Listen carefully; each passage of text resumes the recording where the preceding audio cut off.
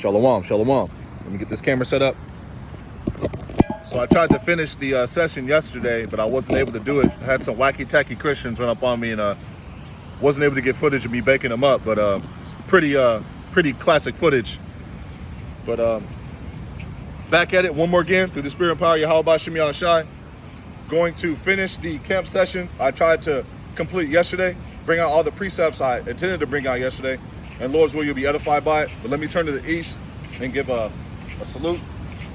I'd like to give all praises, honor, and glory to Yahweh, Bahashem, Yahweh Shah, Bahashem, Rahar, Rakah, Quadash. So double honors to the apostles of Israel, aka the head apostles of Great Millstone, who rule well and teach well with sound doctrine. Shalom to the elder bishops of Great Millstone as well. Peace, love, salutation, and blessings to all the sincere Akim Aquath who subscribe to this truth. The hearty shalom to the men out there in the highways and byways, highways and hedges, preaching and teaching the truth and sincerity, risking their lives and risking their freedom to bring it out. And last but not least, a hearty shalom to the Men of Valor Camp, New Jersey, NYC. First camp I ever heard the truth from, Isaiah 62 verses 6 through 7. Those that make mention of the Lord Yahweh Ba'Shem Yahushai, keep not silence. Give him no rest, day or night, till Jerusalem is a praise in all the earth. So, Lord's will, you'll be edified by this camp session. I'm going to jump right into the precepts that I didn't finish yesterday. And once again, Lord's will, you'll be edified by it. So, I'm going to jump right into the book of Isaiah, the 61st chapter.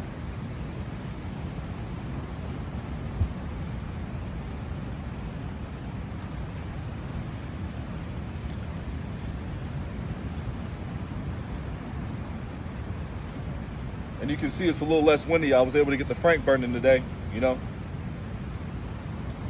And Tawadi Yahweh Shem Yahushai for the spirit to get out here and complete this camp session, Lord's will. So this is Isaiah 61:1. The spirit of Yahweh Shem Yahushai is upon me, because he had anointed me to preach good tidings unto the meek. He had sent me to bind up the brokenhearted, to proclaim liberty to the captives, and the opening of the prison to them that are bound. And our people are in prison mentally, you know.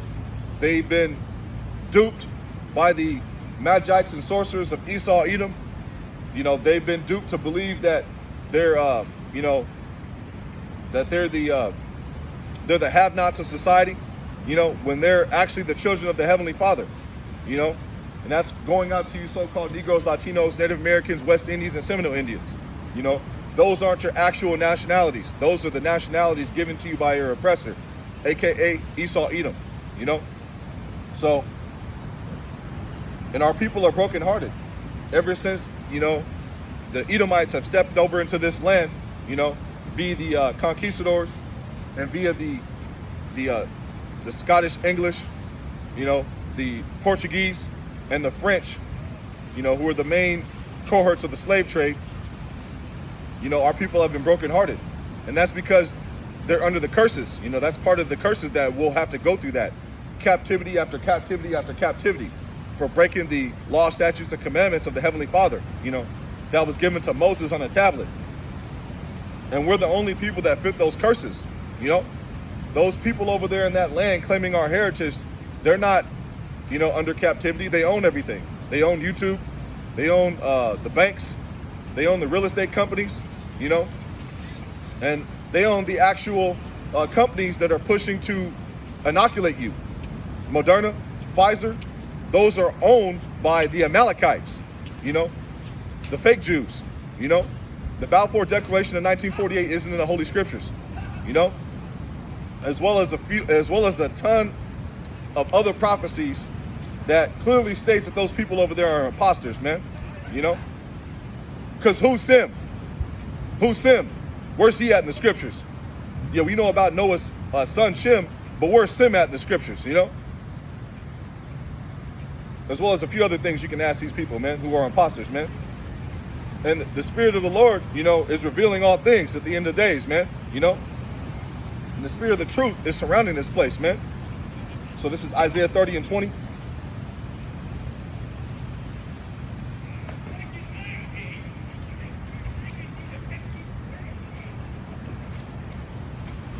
Isaiah 30:20. Just going to go precept upon precept.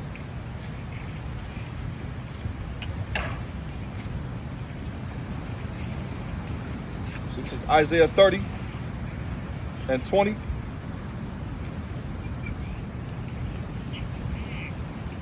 And though the Lord Yahweh Ba'Shem Yahushai give you the bread of adversity and the water of affliction, yet shall not thy teachers be removed into a corner anymore, but thine eyes shall see thy teachers. And right now, Jake is waking up via the YouTube, via prophets going out there on the highways and the byways and the highways and hedges, putting up the daily epistles, the 3 times a week, for those that are doing that. And through the camp sessions and through the live streams, Jake is getting that water. Jake is getting that skin put back on their dry bones, and they're waking up. And this exceeding great army, via the house of David, is rising up in the last days. And these people, these heathens, the 2/3 as well, they're afraid, man. The sinners in Zion are afraid, man, because deep down in the spirit of the 2/3, they know a judgment's coming, and these heathens, especially these wicked elite banking families and these people who own everything, they know exactly what's coming, man. They have their deities that they pray to on the left hand side that lets them know, what they're doing, what's happening, better yet, and what's to come. And they watch us, so we're bringing out what's set to happen because that's our duty as prophets, man. It's to prophesy. So this is Isaiah 30 and 21. Thine eyes shall hear a word behind thee saying, this is the way, walk ye in it, when ye turn to the right hand and when ye turn to the left hand. And the elect are waking up via the message that men are going out there and preaching, throughout the 4 corners of the earth, man. So this is Matthew 24 and 14. Let's back that up with a precept. Prove all things, right? And this gospel of the kingdom shall be preached in all the world for a witness unto all nations, and then shall the end come. You mind? No pictures, man. No pictures, man. No pictures, man. All right. So this gospel is being preached throughout the 4 corners and the 4 winds of the earth, man. And the elect are waking up. The Edomites are pissed. The nations are pissed. But guess what? This gospel is going to go out either way, man. And anyway, man. So Revelation 11 and 11. And after 3 days and a half, the spirit of life from the Most High entered into them, and they stood upon their feet, and great fear fell upon them which saw them. And that's what's happening right now. Great fear is falling upon the executives of YouTube. Great fear is falling upon the Amalekites who own those inoculation companies. Great fear is falling upon the elite banking families. Great fear is falling upon the king of Babylon, the Magites and sorcerers behind this pandemic, because they know that a judgment is coming for them, man. And the spirit is haunting them, man. Via the prophets, man, who have the spirit. So this is where I want to go next. Isaiah 8 and 20. I'm going to go through the spirit, and I'm going to go with the cheat sheet I have of precepts I plan to bring out. But when precepts come to mind, I'll bring them out as well. It's Isaiah 8 and 20. And when they shall say unto you, seek unto them that have familiar spirits, and unto wizards that peep and that mutter, should not a people seek unto their power? For the living to the dead. And we're supposed to seek those that have familiar spirits, those that can understand and believe the report. Let's go back to Isaiah 8 and 20 in a second, but let's get that. Who hath believed our report?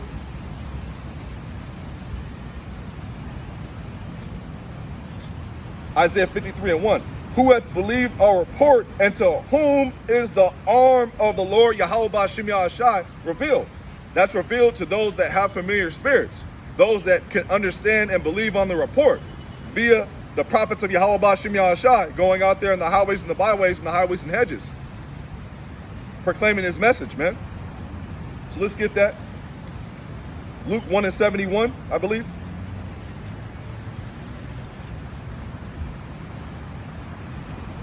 I'm gonna start at 68. Blessed be the Lord Yahweh Bashim Yahushai, power of Israel, for he hath visited and redeemed his people, and he has raised up an horn of salvation for us in the house of his servant David, as he spake by the mouth of his holy prophets, which have been since the world began, that we should be saved from our enemies and from the hand of all that hate us. Those are possessive statements. That means that the nation of Israel, you have enemies, man. And I'm talking to you so-called Negroes, Latinos, Native Americans, Seminole Indians, West Indians. You have enemies, man. Your enemy, your chief enemy is Esau Edom, man. The man that's running these commercials, via his Magi's and Sorcerers, CNN, Fox News, telling you that you need to trust him. You need to go down there and get maxed up. You need to go down there and get JAB for the JOB. No max, no snacks, no punch, no lunch, and he's passing all sorts of legislations to box you in, man. The Green Pass via the European Union nations, the freedom bracelet that they have over there in the fake land, in the real land of the Israelites with the fake people over there, with these legislations that he's passing through the global airline industry, where you're going to need to be maxed up to travel on a plane, with these legislations that Royal Caribbean, that with this mandate that they're going to have coming in June, everybody 18 and up needs to be jabbed up to go on their cruise lines, and expect that to come to your local transportation as well, coming soon, like the green screen movie theater preview, man. You're going to have to be jabbed up to go on a plane, train, bus, automobile, and that's Esau, the wicked. The earth will be given into the hand of the wicked, Job 9:24, giving life to the image of the beast, man. And pretty soon he's going to want to have you have a implantable chip in your body, man. And those vaccines, I got to talk in code because YouTube guidelines, they've taken down 6 of my videos in the past month. Those vaccines, via the mandatory inoculation that he wants to give you, that's code word for it, have nanotechnology in them. Nanoparticles, man, that's designed to alter your DNA. You won't be the same creation anymore. Thus, you got to get destroyed, man, for trusting in Esau, man. Never trust thy enemy, man. Let's get that. Sirach 12:10. Sirach 12:10. Sirach 12:10. Never trust thine enemy, for like as iron rusted, so is his wickedness. And this man is the wicked, man. The bloody man, the murderer, man. The thief that Yahushua talked about in the New Testament, man. What has he done? He's stolen you, man. He's stolen your nationality. He's stolen your hope in the form of Catholicism and Christianity, which usurps the promises of the biblical Israelites and gives them to everybody, man. He's trying to steal your hope, man. He went over here and made the native tribes over here dig up all the gold, gave them Juarez, Dominguez, Lopez last names. He did the same thing to my people, the Southern Kingdom, Smith, Johnson, Williams. Those are Scottish English last names, man. Your enemies' last names, man. And you have enemies, man. And salvation isn't for everybody, man.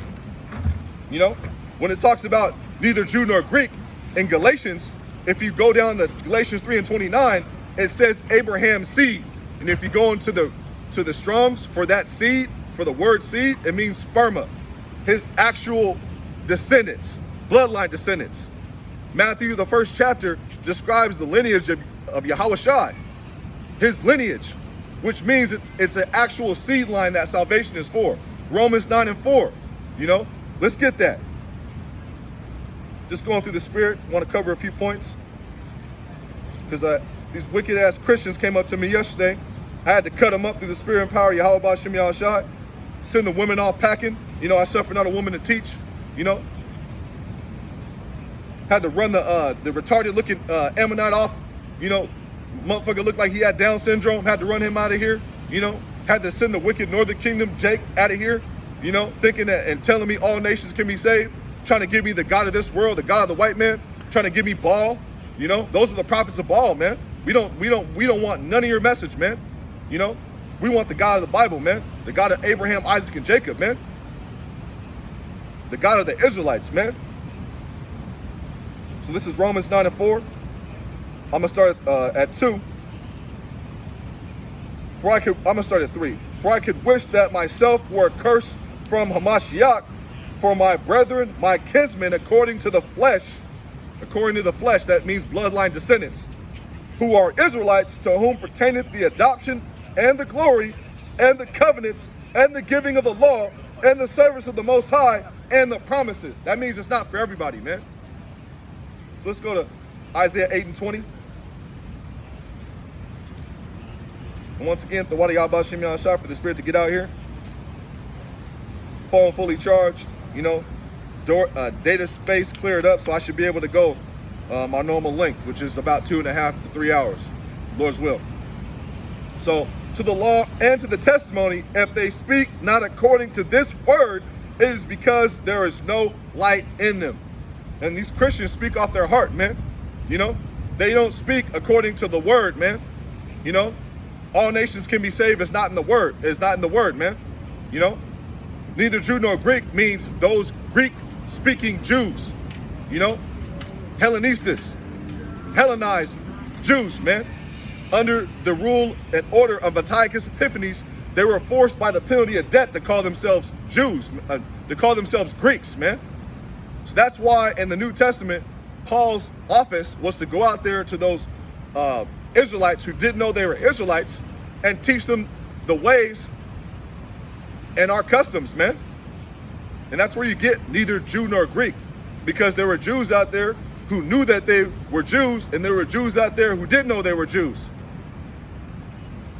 Just like in the modern day society, man. You have Jake around here calling themselves, you know, Bolivian, Peruvian, Mexican, Native American, all the names that the white man gave them, man. That's actually in the curses. Let's get that. Deuteronomy 28:37.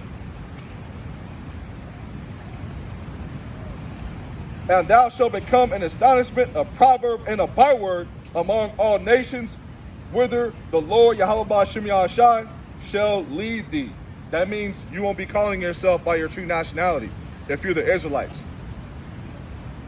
Jeremiah 17:4. Let's get it. Because Jeremiah was told that even he will discontinue from his heritage, man. That's a curse of the Israelites, man. Another way to identify the biblical Israelites, man. They won't be calling on them. They won't be calling themselves by their true nationality, man. For the most part, except for the hopeful elect, the ones that have been giving the understanding, the ones that have been given the flesh put on their body, you know, the non-dry bones. So Jeremiah 17:4. And thou even thyself shall discontinue from thine heritage that I gave thee, and I will cause thee to serve thine enemies in the land which thou knowest not, for ye have kindled a fire in mine anger, which shall burn forever. That means the real Israelites will be in the land of their enemies, and they'll be discontinued from their heritage, man. They'll be walking around calling themselves black, man, which goes back to witchcraft, man. Black means evil, void of light, void of understanding, wicked. Who's the wicked? The wicked is Esau, man. The man who fooled and robbed nations, man. The one who has everybody in the daze right now. You know, looking at CNN, shaking, hiding under the bed, man.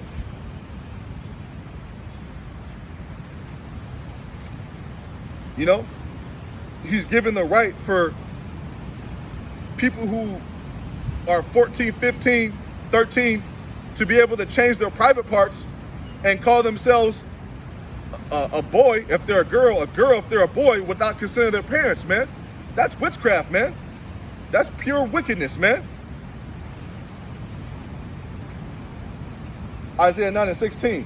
For the leaders of this people cause them to err, and they that are led of them are destroyed. And our people who are being led by T.D. Snakes, Joel Osteen, who has no business picking up the Holy Scriptures, you know, Kirk Franklin, who just got exposed for molesting his little boy, you know, people being led by, Eddie Thong, you know, they're being destroyed, man. They're set to be destroyed, man. They're going to lead you to your damnation, man, unless you repent and be converted, man.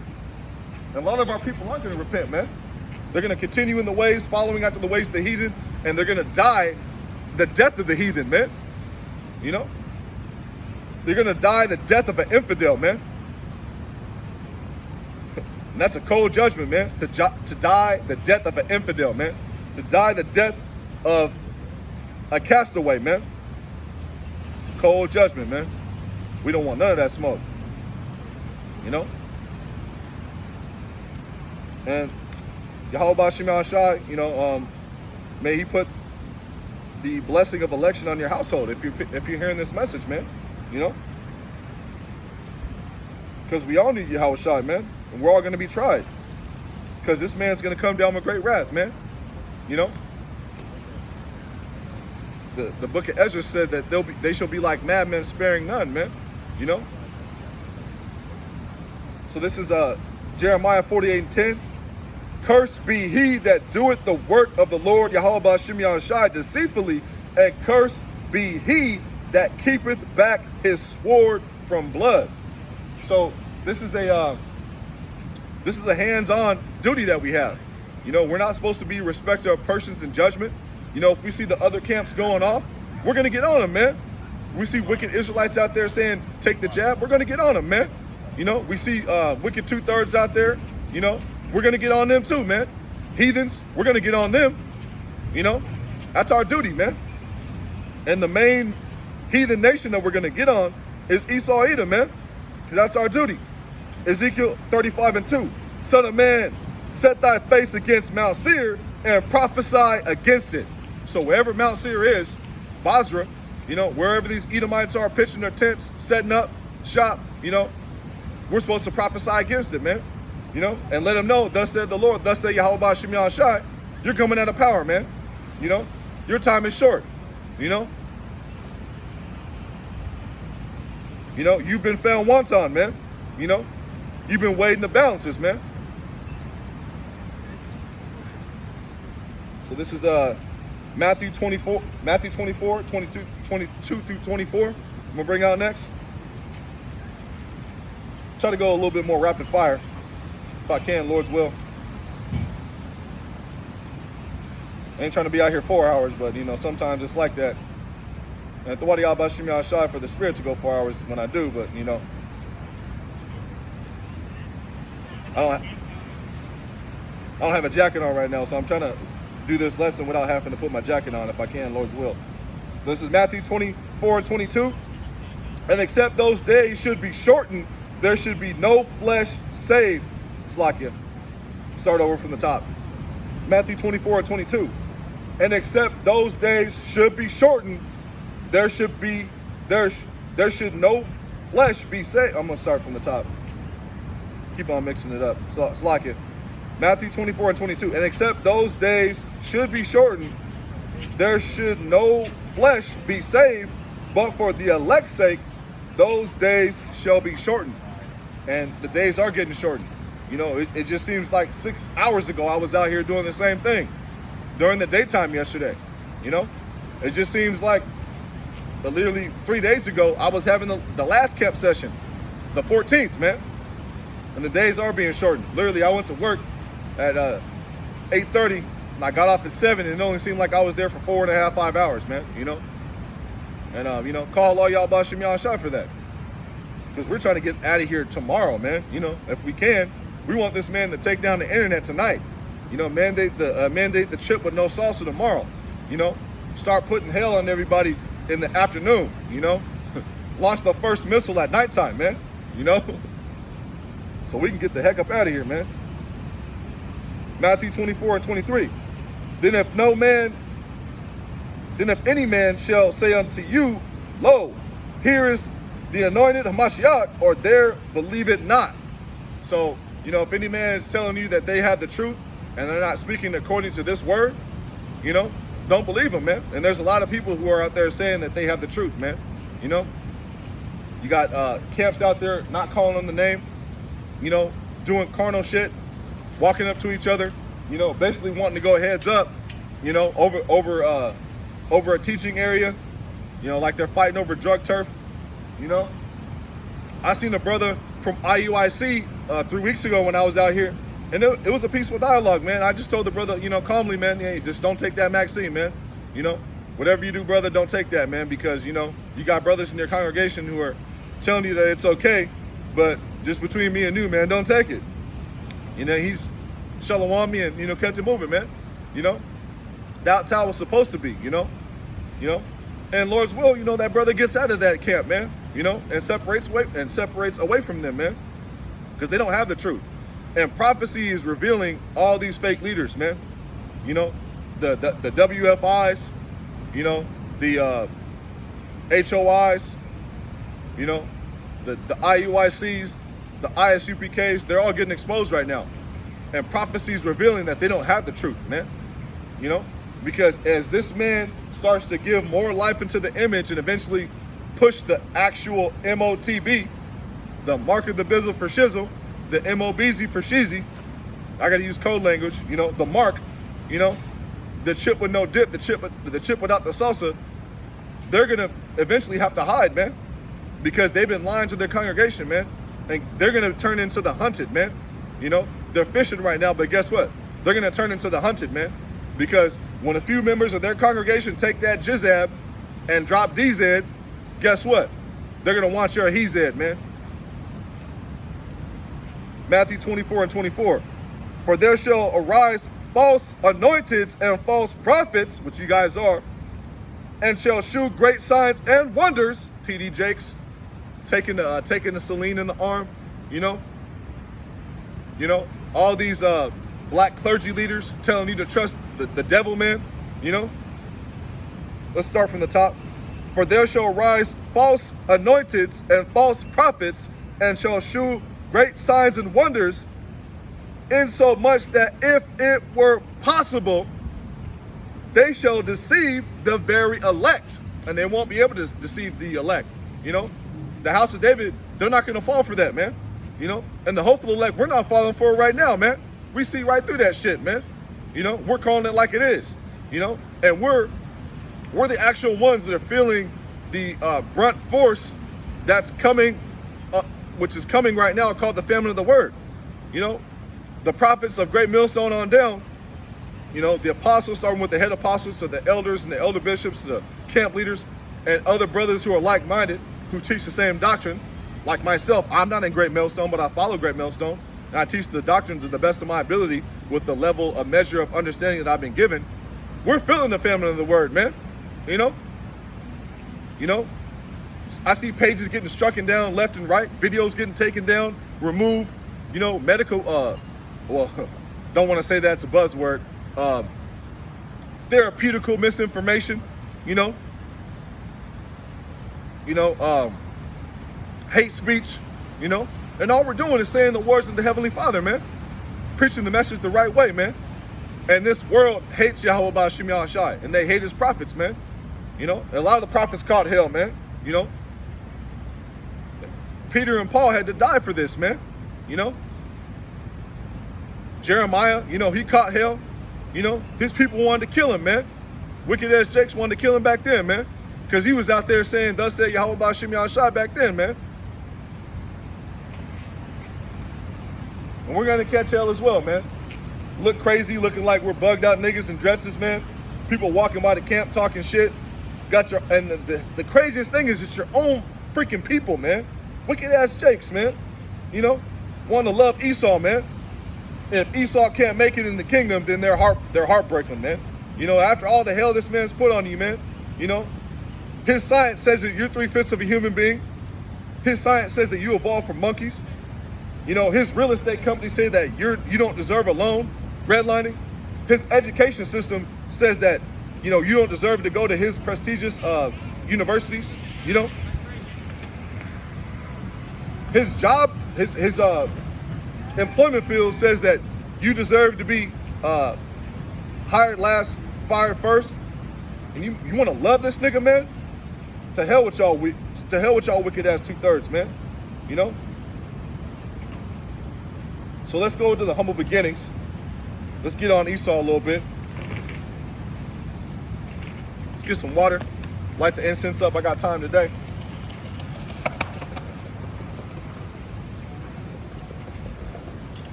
$30 minutes, okay. I can wrap it up in 2.5.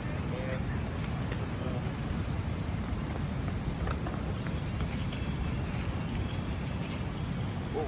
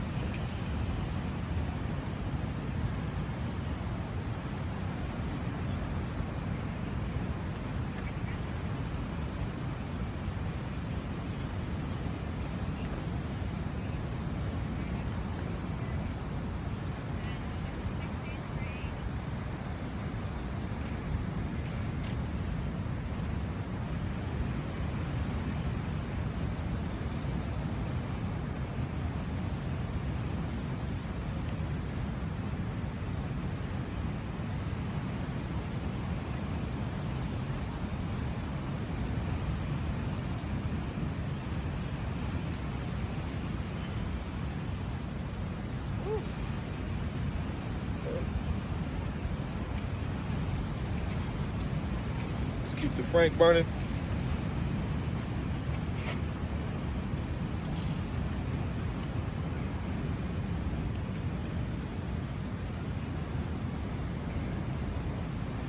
So let's keep going. Genesis 25, 27 through 30 is what I want to grab, I believe.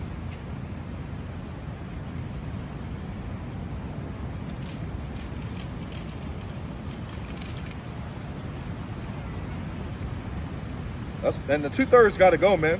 They just got to be purged out and be reborn in the kingdom, man. You know?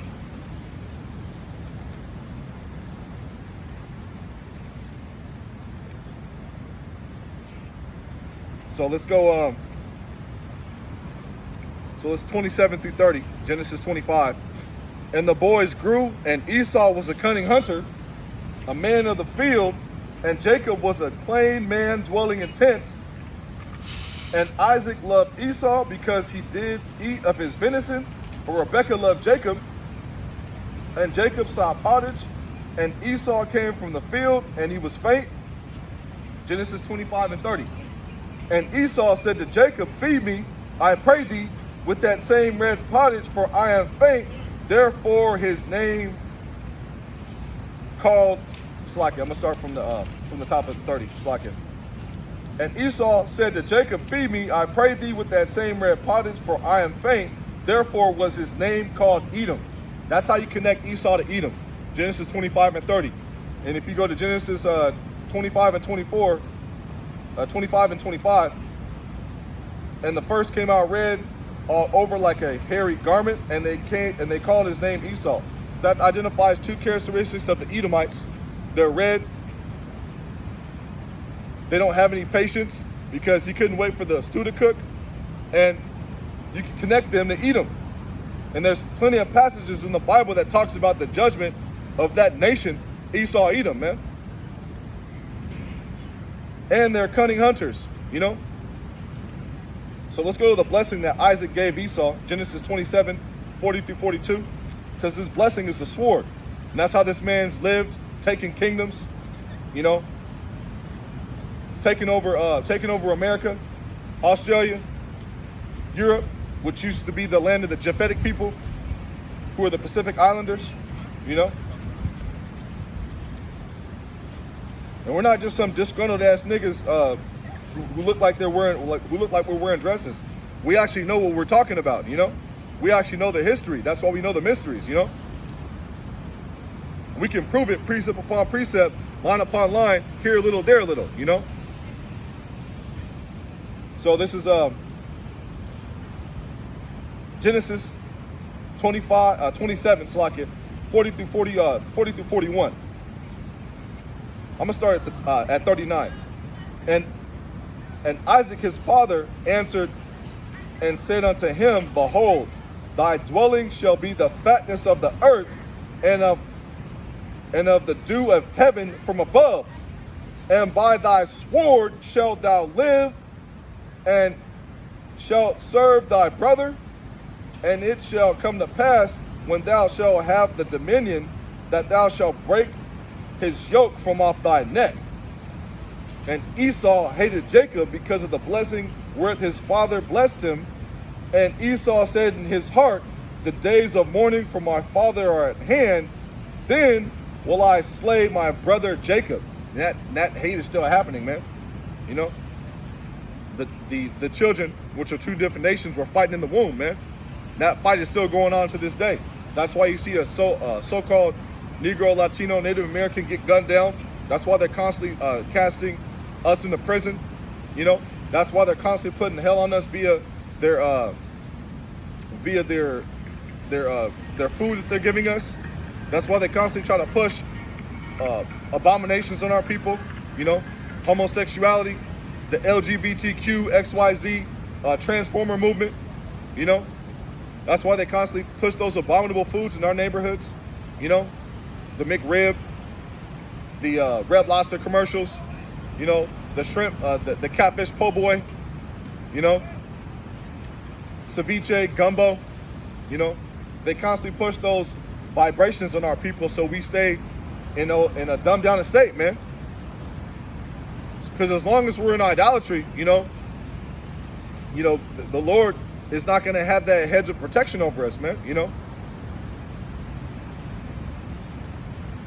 So this is try to speed it up, go a little more rapid speed if I can, Lord's will. Amos 1, 11 through 12.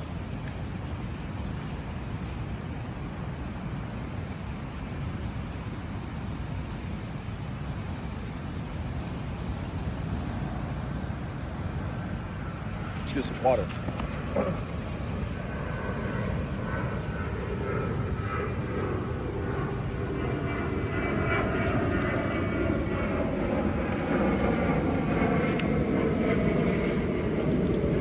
Amos 1:11. Thus said the Lord Yahweh Shem Shai, for 3 transgressions of Edom, and for 4, I will not turn away the punishment thereof, because he did pursue his brother with the sword, and did cast off all pity, and his anger did tear perpetually, but he kept his wrath forever. And there's a judgment coming, you know, for Edom, for pursuing us with the sword, you know, and he's going to pursue us with the sword via Jacob's trouble, you know, and he's constantly pursuing us with the sword via his Roman centurions, his common day Roman centurions, his police force, you know, Joe Biden, you know, creepy Joe, Jim Crow Joe, just announced that he wants to use the National Guard and FEMA to go out into underprivileged neighborhoods and make sure that you have the concoction in your body. That's waging war, you know, against Jacob with the sword, man. You know, the same way he waged war against the natives when he came over here via Christopher Columbus and the conquistadors and their goons. 4 years they killed 4 million natives, you know. They were constantly putting to death our people, man. You know, the castrations, the lynchings, the bombings, you know. That's him pursuing his brother with the sword, man. And that's a way to identify who Esau is, man. You know, because who's taking nations and kingdoms with military might, with armies? Who's done that, man? You know, why do you have to have your currency be backed up by the American dollar to trade oil, man? I'll wait. Because that's Esau, man. Amos 1:12. But I will send a fire upon Teman, which is another way to identify Esau, you know, a tribe of Esau, you know, which shall devour the places, which shall devour Slaket. But I will send a fire upon Teman, which shall devour the places of Basra, And that fire is going to be thermonuclear fire, man. And Basra is one of the chief capital places of ancient Edom. And Basra's parabolic and prophetic talk of America, you know? Let's grab that. Let's back it on up. Isaiah 63:1. Who is it that cometh from Edom with dyed garments from Basra?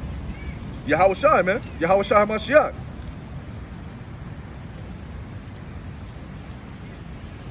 You know, because Yahushua comes in the volume of the book. Yahushua is the book. He is the word. Revelation 19, you know, let me get that in a second, Lord's will.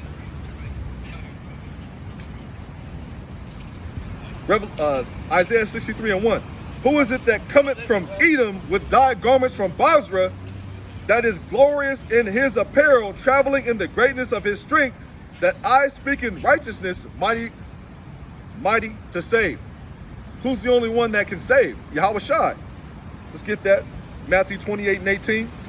Because all power in heaven and earth has been given into Yahushua HaMashiach, man. The deliverer, you know. Matthew 28:18. And Yahushua came and spake unto them, saying, all power is given unto me in heaven and in earth. So, the Most High, the Ancient of Days, the Almighty, he's given all power to his Son, Yahushua HaMashiach. You know, all reigns, all authority. He's going to come back and set down all power and authority as well. All rulership will be set down. Let's back it on up. Yahushua is the word. Let's get that. Lord's will, if I can.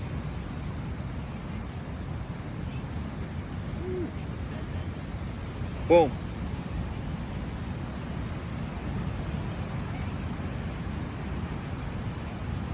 So let's get Revelation 19:11. And I saw heaven open, and behold, a white horse, which means behold means look. And he that sat upon him was called faithful and true, and in righteousness he doth judge and make war. Yahweh's a man of war, you know. His top hitman is Yahushua. The death angel that went to Egypt, that was Yahushua, you know. That's mentioned in the book of Wisdom of Solomon, you know, as well as other passages in the Bible. Revelation 19:12. His eyes were as a flame of fire, and on his head were many crowns, and he had a name written that no man knew but he himself. And he was clothed with a vesture dipped in blood. Who is it that come from Edom with dyed garments from Basra? You know?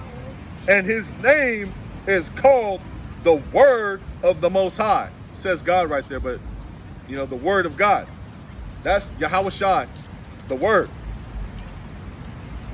And that's why in the book of Revelation, in the where if you have a book where it has red writing, and in the New Testament as well, all the passages where Yahushua speaks, it's written in red, because he had to give his blood for the elect to get the message and to get the word in these last days. You know, he gave his blood. He was the ultimate sacrifice. He was the perfect sacrifice for the elect, the hopeful elect on this side, because we don't know who the elect are, to receive the understanding in the word. That's why, you know, the in the book of in the New Testament, better yet, where Yahushua speaks, it's written and it has red writing, because he had to give his blood, you know, for the elect to receive the message in these last days, man. So let's keep it going. Psalms 59:19-20. Try to speed it up a little bit. Okay, it's only been 45 minutes. Psalms 59:19.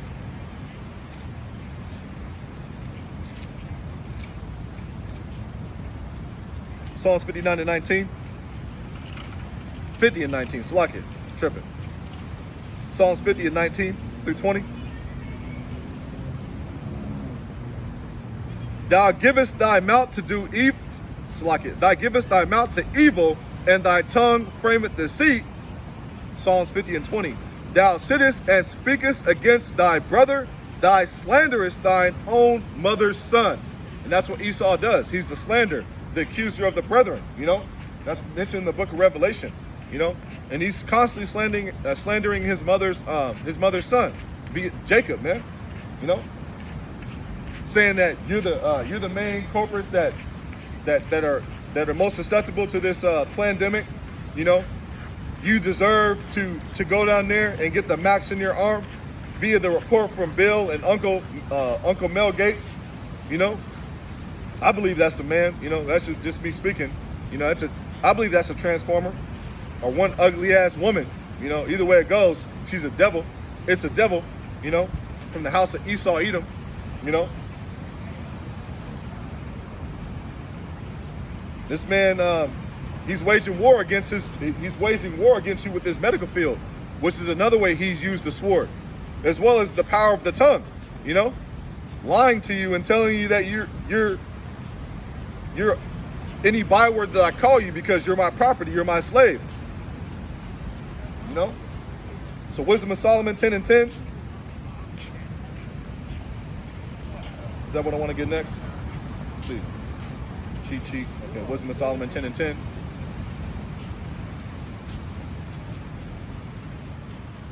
Wisdom of Solomon 10 and 10.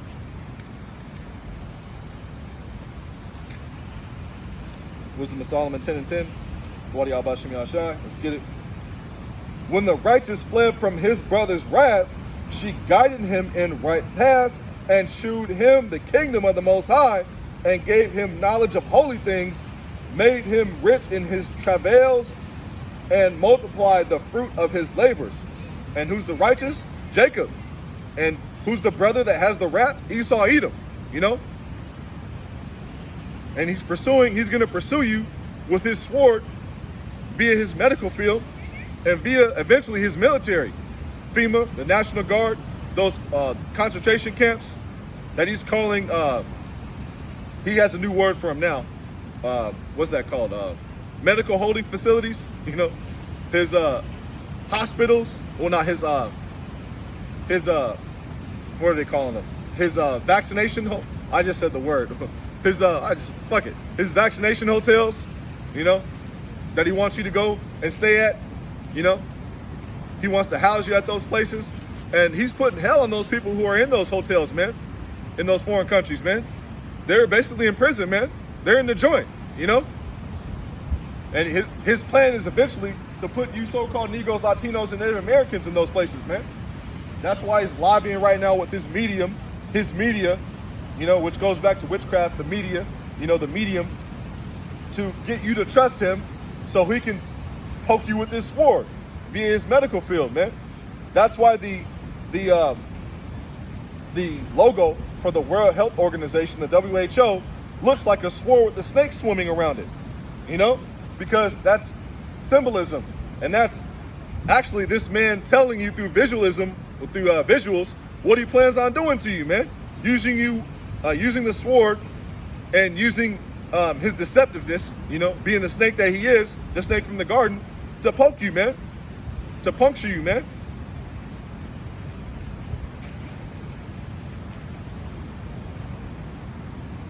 So Psalms 55 and 21, let's keep it going.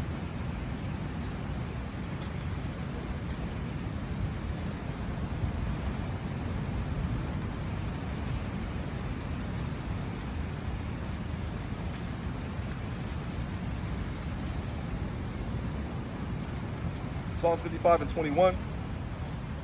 The words of his mouth were smoother than butter, but war was in his heart. His words were softer than oil, yet were they drawn swords.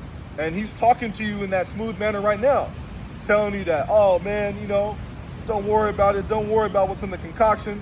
You know, don't worry about the Jim Jones juice, what's in the juice. Don't worry about the roofie that's in there. That, you know, it's going to make you give up the ghost, you know, cause half your face to be paralyzed, cause you to have unstoppable convulsions, cerebral palsy, you know. All sorts of people are coming away from those Mad Max centers, you know, with those type of ailments, man, you know, for trusting the serpent, man, for trusting the devil, man. You know, let's get that. Thawadi Yabashim Yashar for the precept. Ecclesiasticus 12 and 13. Who shall pity a charmer? We're not. Ecclesiasticus 12 and 13. Who shall pity a charmer that is bitten with the serpent, or any such as come nigh wild beasts? We're not supposed to pity any charmer that's bit by a serpent, man. You go down there, you trust the devil, you give up the ghost, you know, call all y'all by Shem Shah, you know, because we're out here blowing the trumpet, and a lot of the people who are doing that, they probably mock the prophets, man. They probably walk by the prophets, seen the videos on YouTube, and, you know, talk shit in their head, you know, or did that in their previous lifetime where men were out there on the highways and the byways and the highways and the hedges doing the work, man, you know. So that's righteous judgment, man, you know.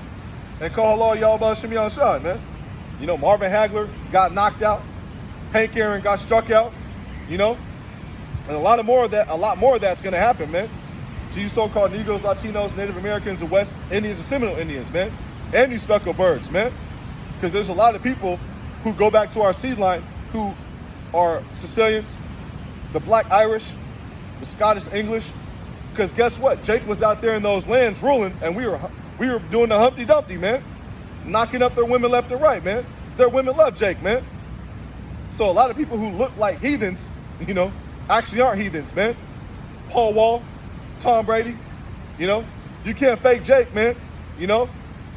Bruce Lee, you know, Stupid Young, you know, those are Jakes, man, you know. And Great Millstone is the actual only camp that teaches the speckled bird doctrine, man, because we're not carnal, man, you know. We try the spirit by the spirit, man. You know, when a person looks like an Edomite comes up and they start listening, I don't start cutting them up right away. I'm trying to try their spirit, you know. I had a Irish chick long time ago, man. I believe through the spirit, not the spirit, like, you know, not spiritual Israelites, but I believe through the spirit that she was a Jake, you know. Because she had flavor, man. She had style, man. You know.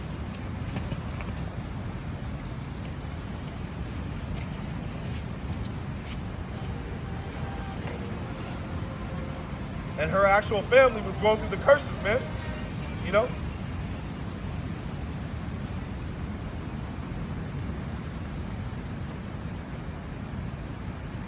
You know, her and her pops and them, they was going through it, you know? Let her remain nameless, you know, I'm not gonna put her business out in the street like that, but, you know, she was going through the curses, man.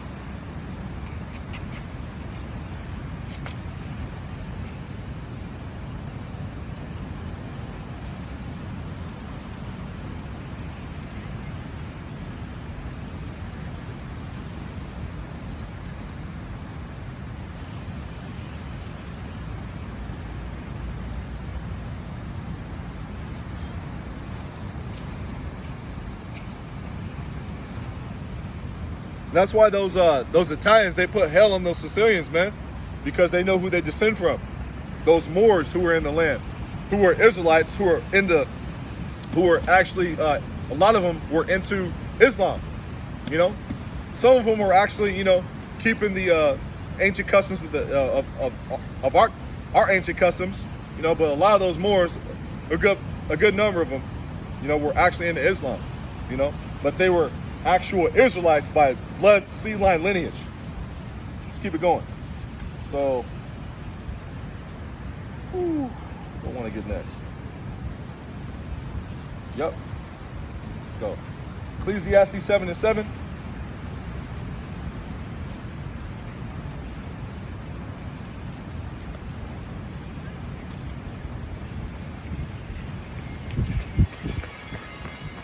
Ecclesiastes 7 and 7.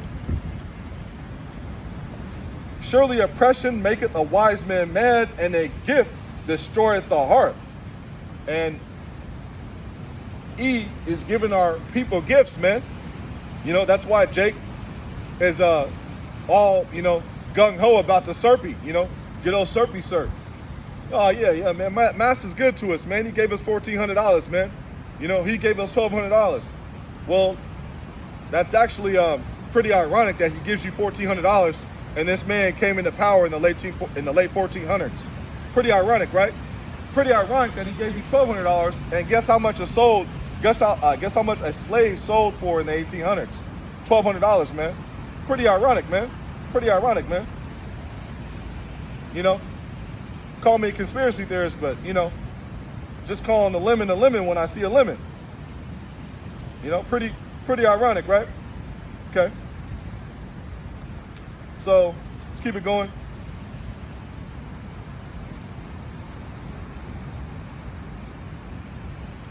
$23 and 8. See if that's the one. 23 and 8. So Exodus 23 and 8.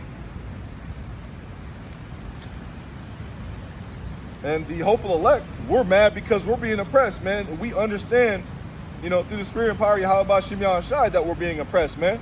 You know, and that's making us mad, man. That's causing us to cry out, man. You know, like a damsel in distress, man. Exodus 23 and 8. And thou shalt take no gift, for the gift blindeth the wise and perverteth the words of the righteous. So we're not supposed to take any gifts, you know, in the form of, you know, accepting this man's idolatry, you know. You know, you're not wicked if you got the stimulus. Hey, I got it, you know. I wasn't expecting it, but hey, you know, you're looking creepy, Joe, you know, whatever. All right, but I'm not letting that. You're not supposed to let those gifts consume you. You know, don't let that gift let you fall into the trap, man. You know, don't let that cheese let you fall into the mice trap, man. You know, don't let it consume you, basically. You know, so let's read this again.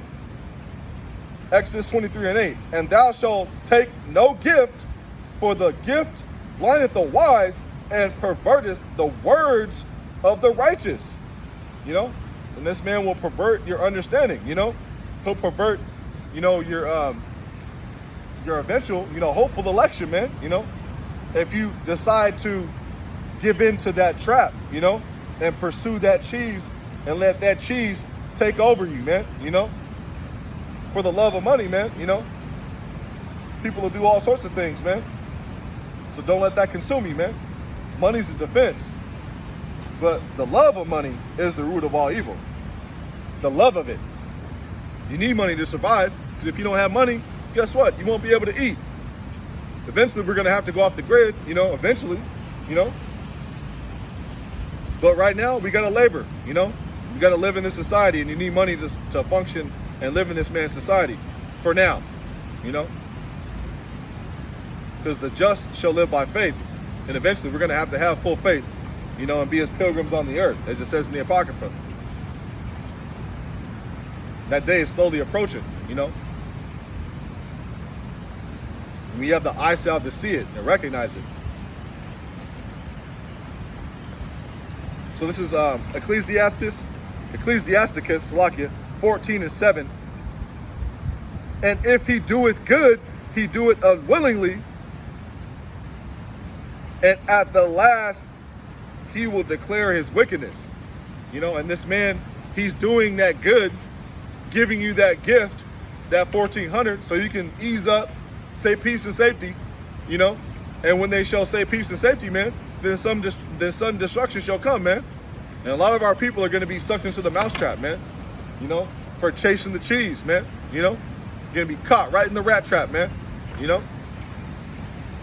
For trust, they're gonna get bit for trusting the serpent, man. You know, and who shall pity a charmer that is bitten by a serpent? Not supposed to. What's going on? You got questions? It's all good, man. That's what I'm out here for. If you have any questions, feel free to ask. If you want to listen, go ahead. I'll be out here for like another hour and a half, probably. Another hour, probably. Huh? Preaching the kingdom, man. The kingdom. You ever heard the Israelites? Black Israelites? Not black Israelites, the Hebrew Israelites. You know black, that's a byword. There was before the white man started calling you black, that was just the black is not an actual nationality. You ever look up the definition of black in the Hebrew? It's like in the in the Webster's dictionary. Black means evil, void of light, without understanding. Black was a nationality that he gave you to hide your real nationality. It's mentioned in the book of Deuteronomy. That we'll be calling ourselves bywords. The real Israelites will just continue from their heritage. That's written in the Holy Scriptures. So how you got the nationality, the identity black, that actually started with a group of Jews, fake Jews, in the late 1600s. They actually started calling people by colors. Asian man, the yellow man, the so-called Asian man, he actually is a Moabite. They actually go back to Moab. The so-called Native Americans, the red man, the Negroes, the so-called Negroes, the black man. And the reason why he did that is to hide his nationality, which is Esau Edom, the Edomites, and to hide your nationality. Because you ever heard of the Edomites? You ever heard of Esau Edom? No. So Esau Edom is a nation in the Bible that the Lord hates, and there's a judgment coming for that nation of people. And that nation of people threw my people into slavery, threw your people into slavery, and gave us their last names. Like, for example, I don't want to ask your last name because I'm actually filming, but you most likely have a Scottish English last name. My last name is a Scottish English last name. You can actually go up online and look up your last name and then name origin. It'll actually give you Scottish English, French, and most likely, you were in your great grandfather was in captivity under those nation of people. And those nation of people will most likely be the French, the Scottish, English, the Spanish, or the Portuguese, who are the main culprits of the transatlantic slave trade. You heard of this transatlantic slave trade, right? Yeah. So that's talked about in the book of Deuteronomy 28:68. You heard of Deuteronomy 28:68? I'm gonna read that to you. I'm actually doing a lesson, but I'll cover a few precepts that sort of go into that. So this is how you can identify who are the real biblical Israelites, through the curses. You ever heard of the curses before? No. You believe in the Bible, right? No, I've read it. You don't believe in the Bible? Oh, I believe in the Bible to a certain extent. So like, a certain extent? The stories are good. It doesn't literally. The stories are good? Yeah, like not good, but okay. There's shit to learn. You know what I'm saying? I guess. Yeah. This actual Bible right here is actually your history book. Okay. You ever heard of African American studies? Yeah. Yeah. So that was a concept that was given to you by two so-called Jews to keep you and give you this illusion that you came from Africa. Okay. Because if you were really from Africa, why didn't those doo-doo stinking ass Africans come get you during slavery if you're the same people? Why didn't they come rescue their brothers? If you go into history, those actual people rounded up our people because we didn't speak the same language. We had different customs. We fled to the shores of West Africa to flee Roman persecution. You ever heard the diaspora before? The diaspora? That's the scattering of the Israelites, the real biblical Israelites.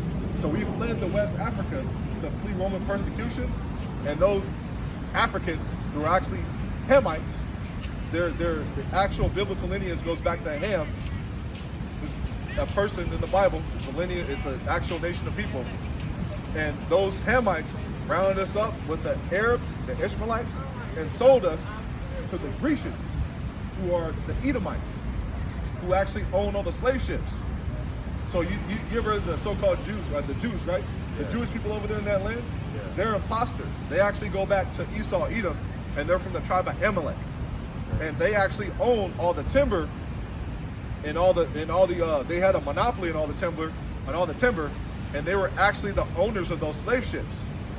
So and that's talked about in the book of Psalms, the 83rd chapter.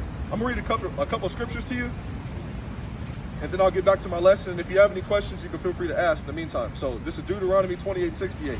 This is mentioned in the Bible how your people got over here. So Deuteronomy 28:68. I'm gonna go with 28:37 as well, because this is how you became black. This is actually one of the curses mentioned in the Bible. And thou shalt become an astonishment, a proverb, and a byword among all nations, whether the Lord shall lead thee. So that's how you became black. It says, one of the curses of the biblical Israelites, Deuteronomy 28:37, I'll read it again. And thou shalt become an astonishment, a proverb, and a byword. A proverb and a byword means you won't be calling yourself by your actual biblical nationality. Your biblical nationality, if you are so-called Negro, are you West Indian, Haitian, or would you call yourself African American? Black. Yeah. Black.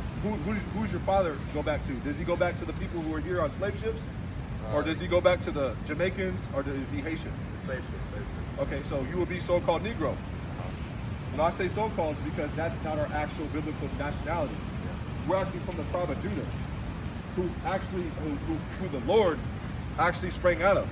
You ever heard of King David before? So that's who our actual lineage goes back to.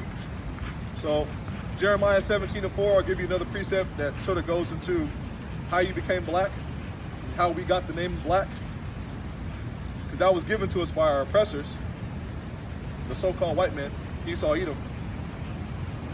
Jeremiah 17:4. So this is the Lord talking to Jeremiah and telling him what's going to happen to him and his people. And thou even thyself shall discontinue from thine heritage, which is actually calling ourselves by our biblical nationality: Judah, Benjamin, Levi, Simeon, Zebulun, Ephraim, Manasseh, Gad. Those are all the real biblical names and nationalities of these people on this sign. And on the right-hand side is who our arch enemy, Esau, Edom, the so-called white man, named us during the transatlantic slave trade and during the conquest of the conquistadors, the Spanish slave masters who came over here, Christopher Columbus and them. You ever heard of those guys? Yeah. So that's how we became these names on the right-hand side, because that's how they separated lands and languages. Because before Christopher Columbus came over here, the so-called natives who lived here, they all spoke Hebrew. He actually brought Hebrew interpreters over here with him to the new world. You can actually read about that in several different publications. But I'll read this to you. Jeremiah 17:4. And thou even thyself shalt discontinue from thy heritage that I gave thee, and I will cause thee to serve thine enemies in a land which thou knowest not. Well, discontinuing from your heritage is one of the ways that you identify who the real biblical Israelites are. Because those Jews over there, they take pride in the fact that they've never lost their identity. But we lost our identity, we calling ourselves black, right? But that's just a byword that the white man gave us to hide his nationality, Esau, Edom, and to hide our nationality, which is the children of the Heavenly Father, Yasher Allah, princes of the power. So, and it's another way to identify the biblical Israelites, because they're serving their enemies in a land which thou knowest not. We got over here from slave ships, right? That's actually mentioned in the Bible as well. That's one of the other ways to identify who the real biblical Israelites are. You and I. This is actually our history book. Jeremiah, all the stories, all the stories you call stories, were actual real events that happened, and this is our actual history book. Jeremiah, Isaiah, all those men, great men in the Bible, are actually our forefathers. Those are actually, well, they're our people. You know, this is actually your history book that actually talks about your people and how you got here. I'm going to go into another passage, and I'm going to keep it moving. Deuteronomy 28:68. And the Lord shall bring thee into Egypt again. So Egypt means the house of bondage, with ships. So you ever heard of the Exodus from Egypt in the story of the Bible? They didn't get out of there on ships. Moses parted the Red Sea, you know, and then the children of Israel were able to, get into the promised land. They didn't go in ships. So that's a way to identify the biblical Israelites. We came over here on slave ships via the Edomites, those doo-doo stinking ass Africans over there who rounded us up, and the Arabs. That's actually mentioned in Psalm 83. So Deuteronomy 28:68. And the Lord shall bring thee into Egypt again with ships by the way whereof I spake unto thee, thou shalt see it no more again, and there thou shalt be sold unto your enemies. Were we sold on slave blocks? Did they sell slaves on slave blocks? You ever heard of the slave trade where they would sell us on slave blocks, they would have auctions? That's a way to identify who the children of Israel are. That's one of the curses that they had to go through. Slavery, being sold on slave ships, or going over here on slave ships and being sold and auctioned on slave blocks, man. So why the animosity towards the Africans? Huh? Why the animosity towards the Africans? They're not our people, man. So how are we different again? So we've fled into the shores of West Africa, but the way, the whole history and concept of you being an African and you being connected to the land of Africa, that was all a concoction made up by the white man, man. If you ever go and look into the fathers of Pan-Africanism, go look it up on your cell phone. You'll find that's actually two white men. So African American, right? That name, right? You know what that originates from? You ever heard of Leo Scipio Africanus? Leo Scipio Africanus was a Roman general who conquered Hannibal. That's where you get Africa from, a white man. You ever heard of Amerigo Vespucci? No. Amerigo Vespucci was a slave master, an Italian slave master. That's where you get America from. So the land of Africa is actually named after the white man. He's fooled our people left and right, left and right, left and right. Now, I'm gonna teach you the truth. There's actual people in that land who actually descend back to the Israelites, because we're scattered amongst all nations. So you're gonna have people in the land of Ham, which is Africa, who actually descend to our seed line. But the reason why we have hostility is because we're not the same people. Yeah. They're actually one of our arch enemies. I'm gonna read that to you. It's Psalm 83. And that's into that's like culture. What is that like genetically? Like, is there anything that explains the genetic difference between? Well, seed line. So like, you are who your father is. Yeah. Numbers 1 and 18. Okay. So if you read the Bible, you ever read the Bible and it says Abraham begot Isaac, Isaac begot Jacob, Jacob begot his 12 sons. It always starts with the man's lineage, because you are who your father is. And Ham is one of the actual nations in the Bible, and his descendants are the Hamites. Yeah. And those people in that land of Africa are actual Hamites. You heard the story of David and Goliath before? Goliath is a Philistine. They actually are from Ham. That's one of the descendants of Ham, So that's why there's animosities, because those aren't our people. And that's why they never brought their asses over here and freed their brothers, because they know they descend back from Ham. So that's why there's animosity, and they are one of our arch enemies, because they helped round our ancestors up and bring us over here to slavery, man. So that's why there's hostility. And the white man, being the devil, means the deceiver, the adversary, made up a whole concept around skin color and said, nah, you're not the children of Israel, you're African. And that's why to this day our people don't know who they are, because it's prophesied in the Bible that will happen. Jeremiah 17:4, Deuteronomy 28:37, and there's other passages that talks about how we'll be discontinued from our heritage. But there's also passages in the Bible that talks about the awakening of the Israelites in the last days before the Lord returns, that our people will actually return to their heritage. That's why you see me out here with this sign. That's why I'm out here breaking the word down to you, because Ezekiel 37 prophesies that this actual event will be happening. The dry bones, which is the Israelites, who are dead from the neck up, will actually wake up and realize that they're not black, they're not Mexican, they're not Puerto Rican. Those are all bywords and names made up by the white man. So like, for example, the Las Lunas stone in New Mexico, that's an actual ancient relic that has Hebrew writing on it. The Back Creek stone, which is, I believe it was found in Ohio, the Ohio Decalogue stone as well, which was found on the land of the Native Americans, the tribe of Gad, that actually has Hebrew writing on it.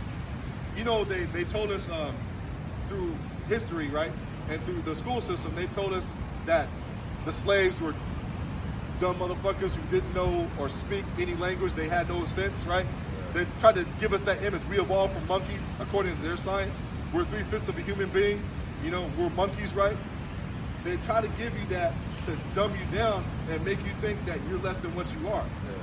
When the slaves came over here, guess what actual language that they had to beat out of them? Hebrew. That's what language they spoke, man. If you ever look up, you have a cell phone? Go into your cell phone and type in First Africa Baptist Church of Virginia. And you'll find that the actual pillar has Hebrew writing in it. And the reason why is because that's the language that the slaves spoke, that's the language that the natives spoke, that's the language that the islands spoke, all the languages that the Dominicans spoke, because we're all the same people. That's why we all go through the same curses. That's why you see a so-called Negro, Latino, Native American man get gunned down all the time by a white person who's a cop wearing a badge, because that's the hate.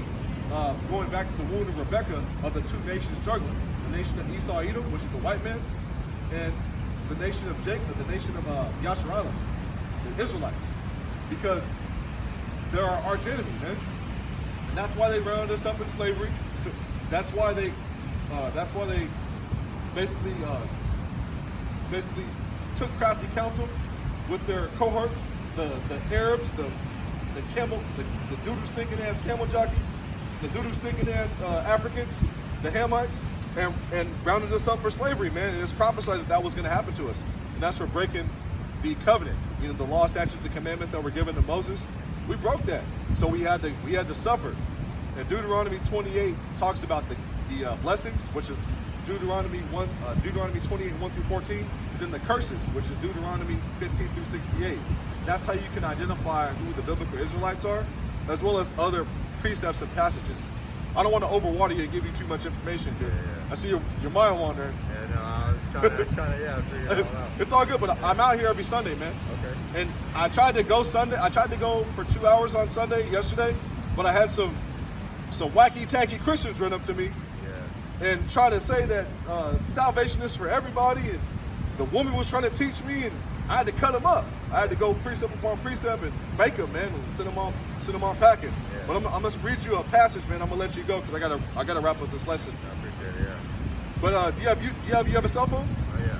You can take my YouTube channel down. Oh, yeah, Watch the videos, man. Definitely, yeah. You know, check it out, man. I'm not out here for no reason. I'm out here to, you know, to wake up the hopeful elect, man. Because when I started out listening, I was just like you, man. I was in the world doing all sorts of, you know what, kicking it, doing this and doing that. And then I started watching the videos, and then, you know, it happened, man. Yeah. A year later, I'm out here doing what I seen the people on the video doing. Yeah. Didn't think I would be out here, but hey, I'm out here, man. Okay. So, Well, what's YouTube? mind if I type it in? Because you're not gonna be able to have me find it. Oh, yeah, sure. You're not gonna, Yeah. you know, YouTube specific. Yeah. I have a couple of channels, so I'll give you my main channel, and I'll give you my backup channel.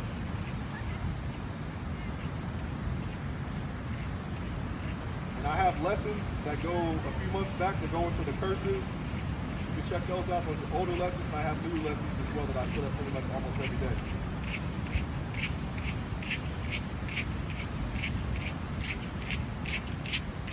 This is my main channel right here. I'm gonna hit subscribe, so you subscribe. That's where I have a lot of my lessons, and this is my backup channel that I have right here. And I just, you can see it's me out here yesterday. Yeah. So that's the channel I'm using. This channel right here has 2 strikes because you heard that the vaccine, right? I can't say it. But the concoction. I'm gonna use code words because I've had 6 videos taken down from YouTube. Me going into the things that are in that concoction that man wants to give you. How do you feel about the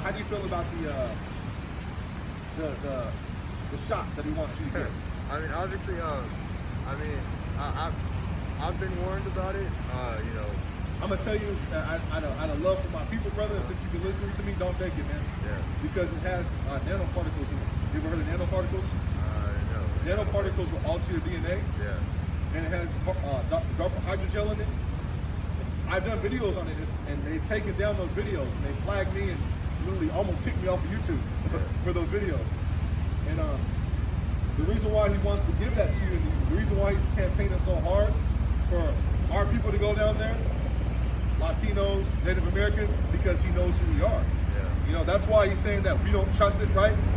We need the underprivileged and poor communities to go down there and get it, because that's this man waging war against the children of Israel, man. One of the ways he's waged war against us is through the sword.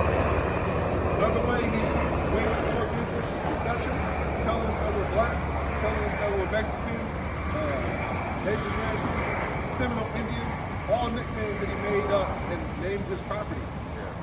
Another way he's waged war against us is through his potions and through his medical field. Planned Parenthood, you know, that's another way of them using the sword. The Tuskegee experiments, that's another way of them using the sword.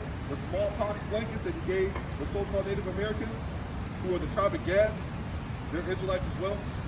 That's another way of him using the sword and his concoction that he wants to give you. I don't want to say the B word, because if you say the B word too many times on YouTube, they'll take your video down. So I use words in my videos like Jim Jones juice. You ever heard of Jim Jones?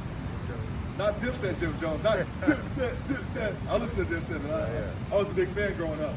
But there's a guy called Jim Jones, who's a cult leader, who actually got and killed all of his members. You can look it up on your phone. And I call the shot the Jim Jones juice, because that's what he wants to do to you. He wants to put you down out for the count. You ever heard of Marvelous Marvin Hagler? He was a famous boxer. He took the shot, and guess what? He got knocked out permanently. You ever heard of Hank Gear? He was a famous baseball player. Took the shot, struck out of there. You know? So I would just suggest you don't trust it. Hey, take care. I'll be out here next Sunday, Lord's will, and then watch the videos, man. Thank you. Stay blessed, bro. Take care, man. So back to it. Still recording? Okay, so that's cool, man. Jake stopped by, listen, you know, because when I first heard this word, I was just like that brother, man. You know, I only knew two precepts, man. John 3:16, and I thought salvation was halfway for everybody when I came into this thing. And then the Esau is the devil, man. You know, that's pretty much all I knew. You know, a lot of brothers came in the same way, man. Still wet behind the ears, you know. Still had to wash off the Christianity and the Jesus juice, you know.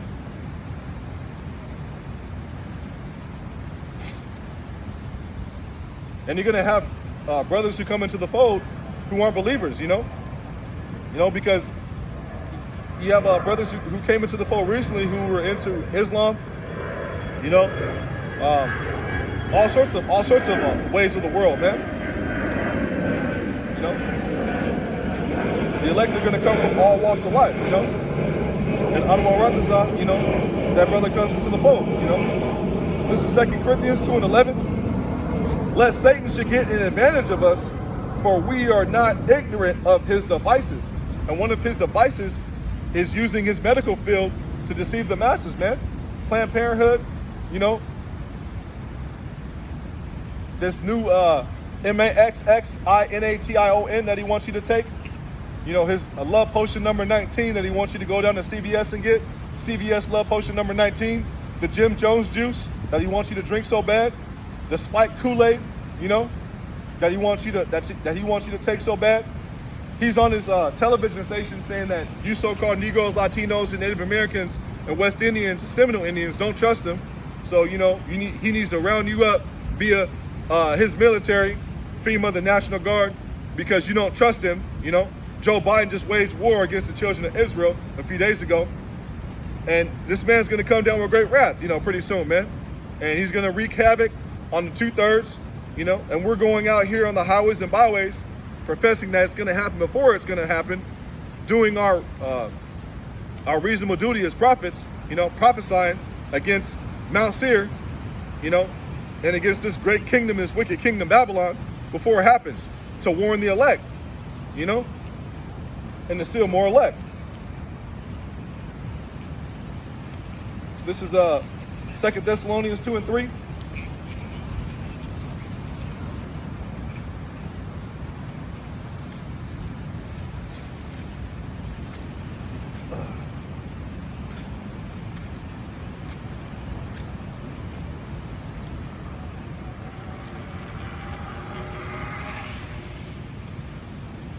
This is 2 Thessalonians 2 and 3. Let no man deceive you by any means, for that day shall not come except there be a falling away first. And our people fell away from their heritage, man. You know, via the slave masters, the conquistadors, Christopher Columbus, the Scottish English, the Portuguese, the French, you know. They fell away, man. You know. And that all started with the Antiochus Epiphanes, you know. But there was a great falling away when the beast, the modern day, you know, era of the beast, you know, came into power, man. And that's the new revised Greco-Roman, the newly revised Roman Empire, man. You know, under America, Babylon the Great, man. So this is 2 Thessalonians 2 and 3. Let no man deceive you by any means, for that day shall not come except there be a falling away first, and that man of sin be revealed, the son of perdition. And who's the son of perdition? Esau, man. He's being exposed right now, and he cannot hide himself, man. You know? Light keeps on flickering on and off back there. Oh well. So this is Jeremiah 23 and 24. Try to go a little more rapid speed, rapid pace if I can. Jeremiah 23 and 24.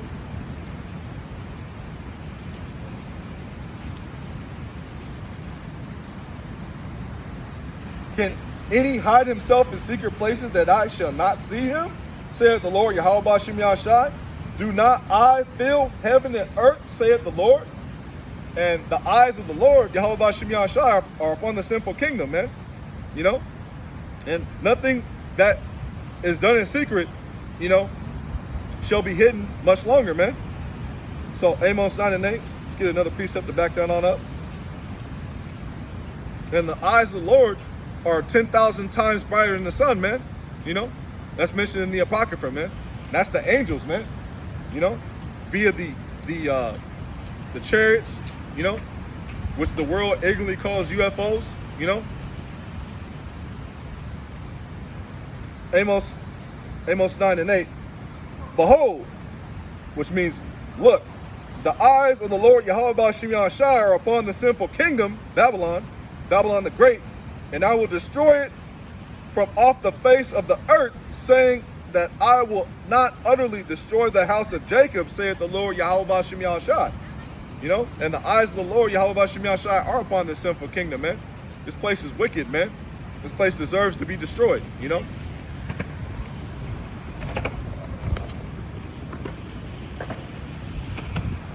Oh, virgin daughter of Babylon, who are to be destroyed, man.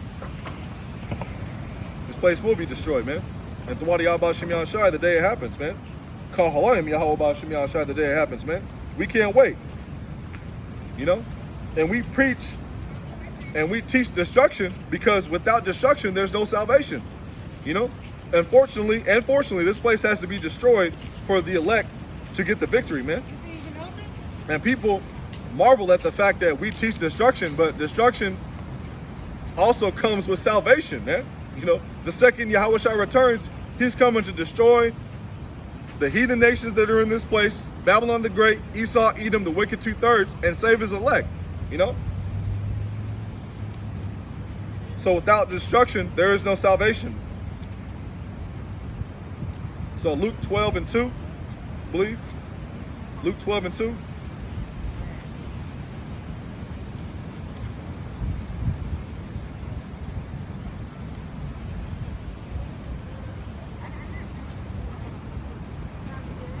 Luke 12 and 2. For there is nothing covered that shall not be revealed, neither hid that shall not be known. I'm gonna read it again. Butchered it by accident. Slack it. Luke 12:2. For there is nothing covered that shall not be revealed, neither hid that shall not be known. And right now, Esau Edom is being made bare via the prophets, who have the spirit and the testimony of Yahweh Ba'ashem Yahushai, the testimony of Yahushai. And they're going out there in the highways and byways, preaching and teaching in truth and sincerity, putting up the daily epistles, for brothers who have the spirit to do daily lessons, the 3 times a week is a minimum, and for those that have the spirit in the measure to do more, doing so, the live streams, the comment board, Esau is being made bare, and through his own people who look like him, who aren't heathens, they actually go back to Jacob, and for the people who look like him who are actually heathens as well, because this nigga's so greedy, he's taking all the gold, he's so greedy and he's so diabolical and evil, he's going to destroy a lot of his own people in the process of setting up his soon to be taken down New World Order, man, that he won't be able to accomplish. The Lord disappointed the devices of the crafty, man, so that they cannot perform their enterprise. Job 5:12, man. And this man's going to be disappointed, man. So this is Jeremiah 49:10. But I have made Esau bare, I have uncovered his secret places, and he shall not be able to hide himself. His seed is spoiled, and his brethren, and his neighbors, and he is not. Esau is being made bare right now, man. He can't hide himself, man. He's going to eventually have to show the whole world that he's Esau, man. He's the bloody man. He's the murderer. He's the deceiver. He's the adversary. He's the snake from the garden, man. And he's being made bare right now with the word going out, man. So this is Obadiah 1:6. How are the secret things of Esau searched out? Via the Holy Scriptures, man. And via the prophets who have their understanding from on high, from Yahweh Ba'ashem Yahushai, man. Let's get that. Because that's how Esau is being made bare as well, man. The men who have the mysteries, man. And the secrets, man. The prophets, man. And he's being hewed down by the prophets, man. And call Haloyim Yahweh Ba'ashem Yahushai for that, man.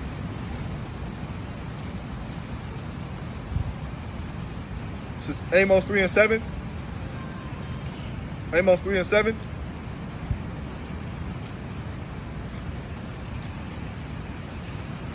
Amos 3:7. Surely the Lord Yahweh Ba'ashem Yahushai will do nothing, but he revealeth his secret unto his servants, the prophets. And that's how this man's being hewed down. That's how he's being made bare. Because the men who have the mysteries, and the secrets are going out there exposing them, man. What was I going to get? Oh, yeah, Obadiah 1:6. Stay on track.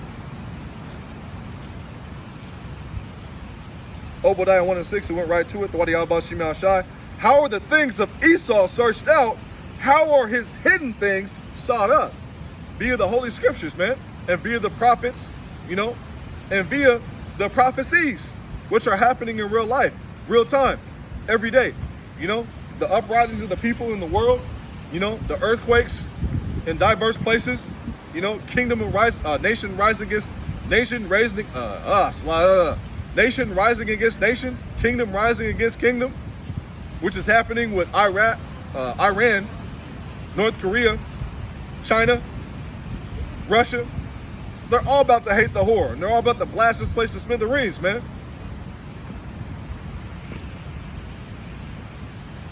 And it's like it's been a long day, but let's keep it going. Isaiah 14:6.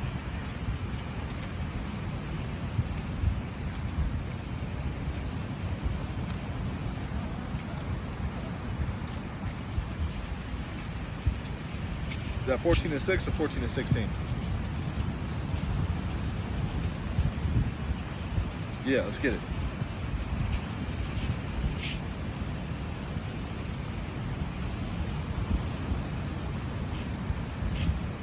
Let's get it. Isaiah 14:16. They that see thee shall narrowly look upon thee and consider thee, saying, is this the man that made the earth to tremble, that did shake kingdoms. And right now, this man is being made small among the heathen, man. He's greatly despised, you know, and he's being brought low, you know. Yahweh Shem Yahushai is bringing low the high tree, man, you know. So, Obadiah 1 and 2, let's go back to Obadiah. This man's greatly despised. Let's just bring that out. Obadiah 1 and 2. Behold, I have made thee small among the heathen, thou art greatly despised. And America is greatly despised. That's why all the nations are about to hate the Lord pretty soon. They're playing war games back and forth, battleship, you know, via threats, you know. And they're all about to buck up. And America's about to get fucked up, man. You know, and excuse me, and pardon my French, you know, pardon my Persian, you know. But hey, just got to keep it real, you know. This place is about to be blown to smithereens, man. Let's go. Let's keep it going. Psalms 37, 14 through 15. Try to go a little more rapid fire. If I can. Okay, I ain't been out here that long.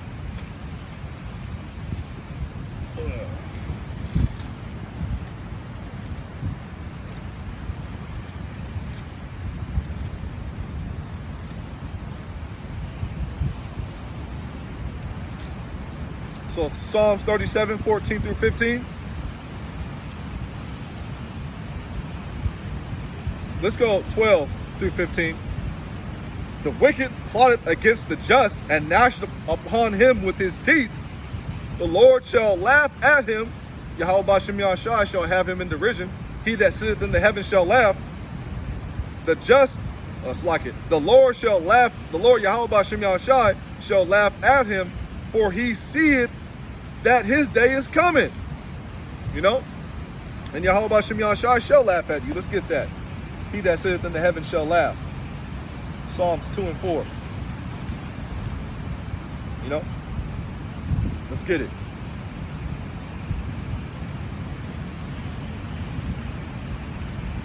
He that sitteth in the heavens shall laugh. The Lord Yahweh Shem Yahushai shall have them in derision. And this man's in derision right now because he's being made bare. You know? All his plans are being exposed. You know, the whistleblowers, the prophets of Yahweh Shem Yahushai, you know? And this man's telling on himself, you know? The scriptures say that this man's own tongue shall stumble upon itself. Roughly paraphrasing, man, you know? So back to Psalms 37. The Lord Yahweh Shem Yahushai shall laugh at him, for he seeth that his day is coming. Psalms 37 and 14. The wicked have drawn out the sword and have bent their bows to cast down the poor and needy and to slay such that be of upright conversation. That's what they're doing right now with the YouTube guidelines. You know, Joe Biden declaring war with the sword via his military, you know, via his martial law that he's getting ready to implement, you know, his FEMA, you know, his government institution that's militarily backed, you know. Their sword shall enter into their own heart, and their bows shall be broken. And one of the ways their sword's going to enter into their own heart is they're going to get blown up by their own creation. You know, those thermonuclear missiles, you know, the Germans created the nuclear bomb. And guess what? America's going to be blown up by a nuclear bomb. So ironic. Let's get the Frank burning again.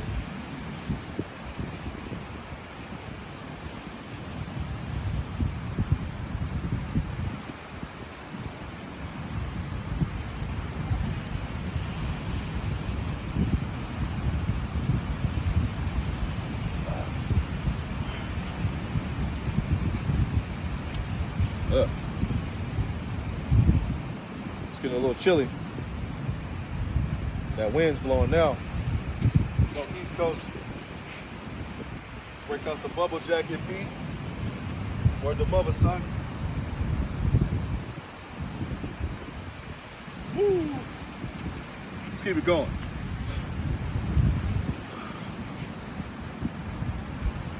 Where we're gonna go next. It's getting a little chilly, so I had to break out the bubble jacket, you know.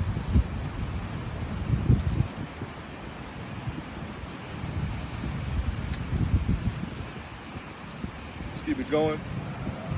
So Psalms 54 and 16. Let's get some water.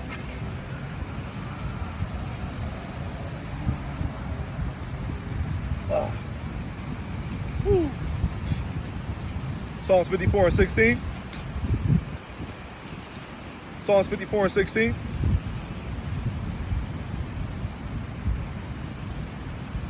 Isaiah 54 and 16. That's Isaiah, right? Isaiah. Wow. Salakia. A little fatigued, but hey, keep it going. Isaiah 54 and 16.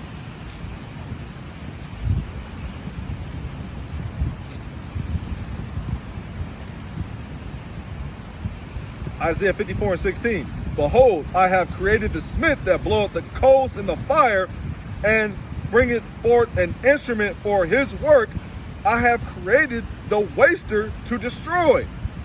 And the smith, that's Esau Edom, you know, creating the nuclear bomb, you know, and he's going to destroy him himself, man, you know. So ironic, man, you know. So let's go back to Psalms. Let's read that again. Psalms 37 and 15.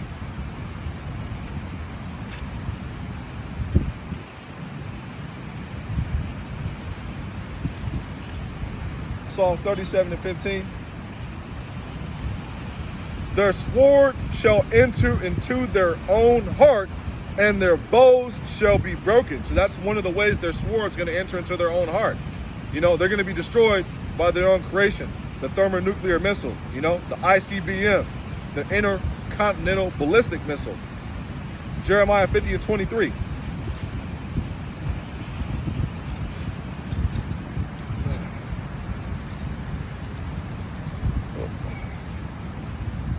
Jeremiah 50 and 23.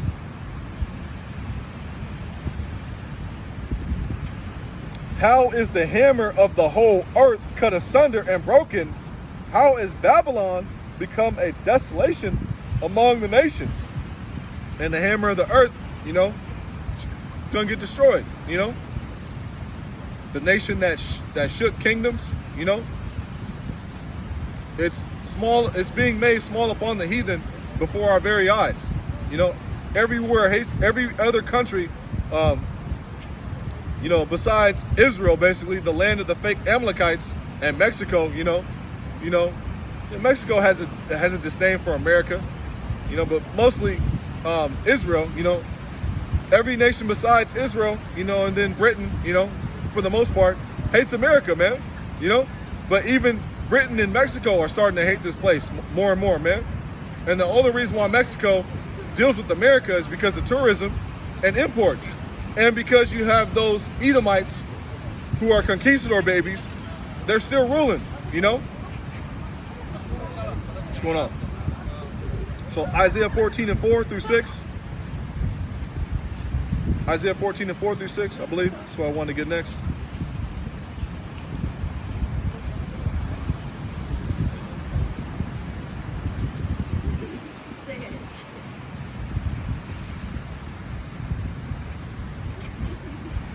Isaiah 14 and 4 through 6.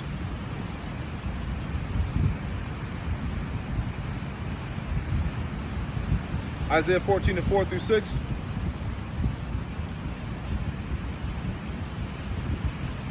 Thou shalt take up this proverb against the king of Babylon and say, how hath the oppressor ceased and the golden city ceased? The Lord hath broken the staff of the wicked and the scepter of the rulers. He who smote the people in wrath in a continual stroke, he that ruled the nations in anger, is persecuted and none hindereth. The whole earth is at rest and is quiet. They break forth singing, they break forth into singing. Yea, the fir trees rejoice at thee, and the cedars of Lebanon, saying, since thou art laid down, no feller has come up against us. You know, this man's so evil, like Yashawamba has said before, the tree is going to rejoice when this nigga's taken out, man. That's how evil this nigga is, man. All the deforestation that's happening in the earth, you know, all the damage that he's done to the earth, the oceans, you know. This man's made shellfish a delicacy, and now the oceans are all fucked up, man. You know, because he wants to make abominations the delicacy, man. The desperation of Esau, man. You know, this man's gonna be taken into power, man, and call alarm Yahweh Shem Yahshai the day that happens, man. We can't wait for that to happen, man. We're out here professing the message boldly, man. Speaking the victory boldly before it happens, man. Telling you that, you know, Utah Jazz, man. Utah Jazz, man. Before the season happens, man. Telling you that, you know, the Denver who's the team? The Miami Dolphins, man.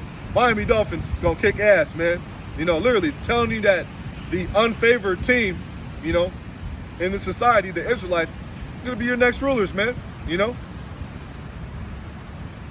and telling you that the favorite, the fan favorite, Esau Edom, he's being made low, and he's gonna be taken into power real soon, man. We're hoping that happens tomorrow. So this is Ecclesiasticus. Is it still recording? Ecclesiasticus, better known as the Book of Sirach, because of unrighteous dealings, injuries, and riches got by deceit, the kingdom is translated from one people to another. And that's happening right now. You can see the transition of power happening in the earth. And that's why the uprisings are happening. That's why nations are rising against nation. That's why these people are, you know, protesting because of CB19 regulations, you know, because the kingdom is being translated from one people to another. And that people, and that translation that it's happening from is the wicked Esau Edom into the nation of Israel, man. Yasha Allah, princes of the power, man. And we're prophesying that into existence before it happens, man. Speaking the victory boldly. Daniel 2:21.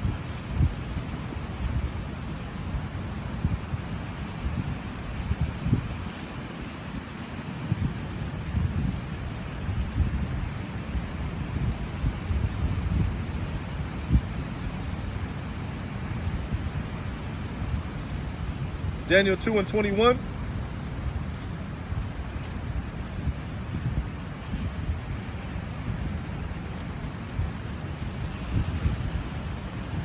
And he changeth the times and the seasons.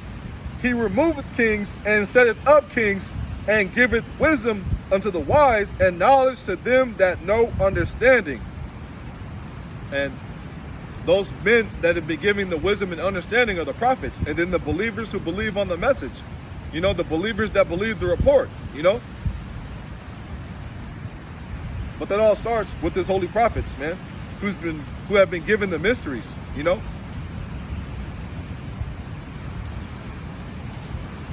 So Job 9:24, let's get it. Let's get it.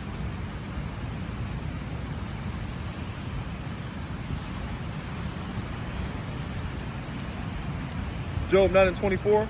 The earth is given into the hand of the wicked, Esau Edom. He covered the faces of the judges thereof, the powers of heaven and earth. He's covered their faces and made them into his faces, man. In the scriptures, they tell you what the Lord and his father look like. They're not so-called white men, man.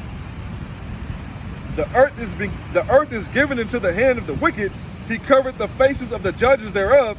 If not, where and who is he? Esau Edom. Let's go precept upon precept. Let's keep it going. Malachi 1:4. What do you want to get next? Let's keep this going. Go a little faster.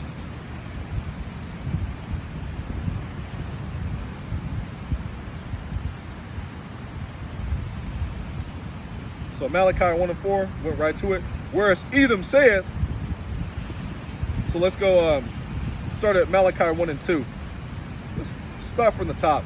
The burden of the word of the Lord Yahweh Shem Yahshai to Israel by Malachi. I have loved you, said the Lord Yahweh Shem Yahshai. Yet ye say, wouldst thou loved us? Was not Esau Jacob's brother? Said the Lord Yahweh Shem Yahshai. Yet I loved Jacob, and I hated Esau. and laid his mountains and his heritage waste for the dragons of the wilderness? Whereas Edom said, Esau, same person, Genesis 25 and 30. That's how you can identify the two. Ties the two together. Whereas Edom said, we are impoverished, but we will return and build the desolate places. Thus said the Lord of hosts, Lord of armies, they shall build, but I will throw down. They shall call them the border of wickedness, and the people against whom the Lord Yahweh Shem Yahushai had indignation forever. Righteous hatred, man. You know? And we hate Esau, Edom with perfect hatred, you know? Like our forefather King David did, man.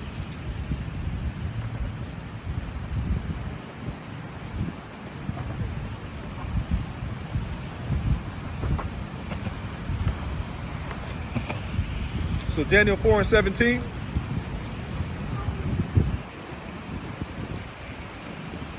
Daniel 4 and 17.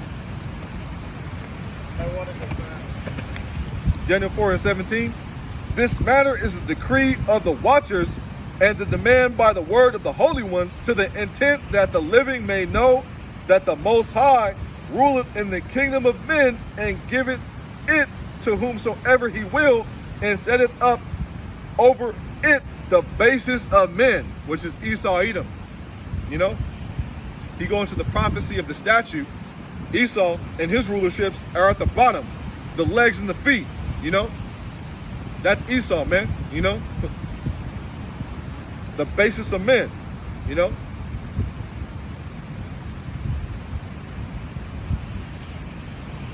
This is Psalms. Gonna go in the book of Psalms for a few more passages, pretty much the next 4 or 5.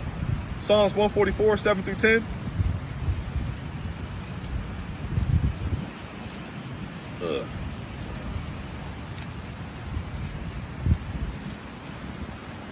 Thwadi Abba Shem Yahushai for the spirit to get out here again and finish what I started yesterday. Lord's will, I'll be able to cover everything I wanted to go into. So this is Psalms 144, 7 through 10. Set thine hand from above, rid me and deliver me out of great waters, from the hand of strange children, Edomites, whose mouth speaketh vanity, and their right hand is a right hand of falsehood. I will sing a new song unto thee, O Yahweh Shem Yahushai, upon a psaltery and an instrument of 10 strings will I praise unto thee. It is he that giveth salvation unto kings, who delivereth David his servant from the hurtful sword. And that hurtful sword, you know, is Esau, Edom, man. You know, the man's been given the sword. That's his blessing from Isaac, man.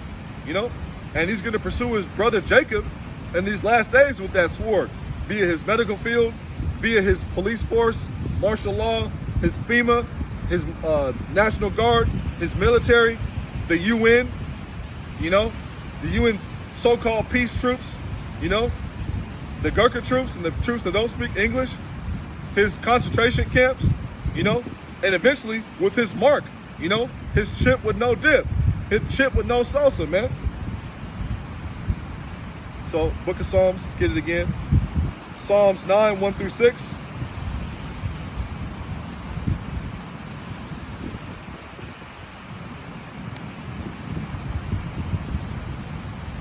Just in Psalms, 9, 1 through 6.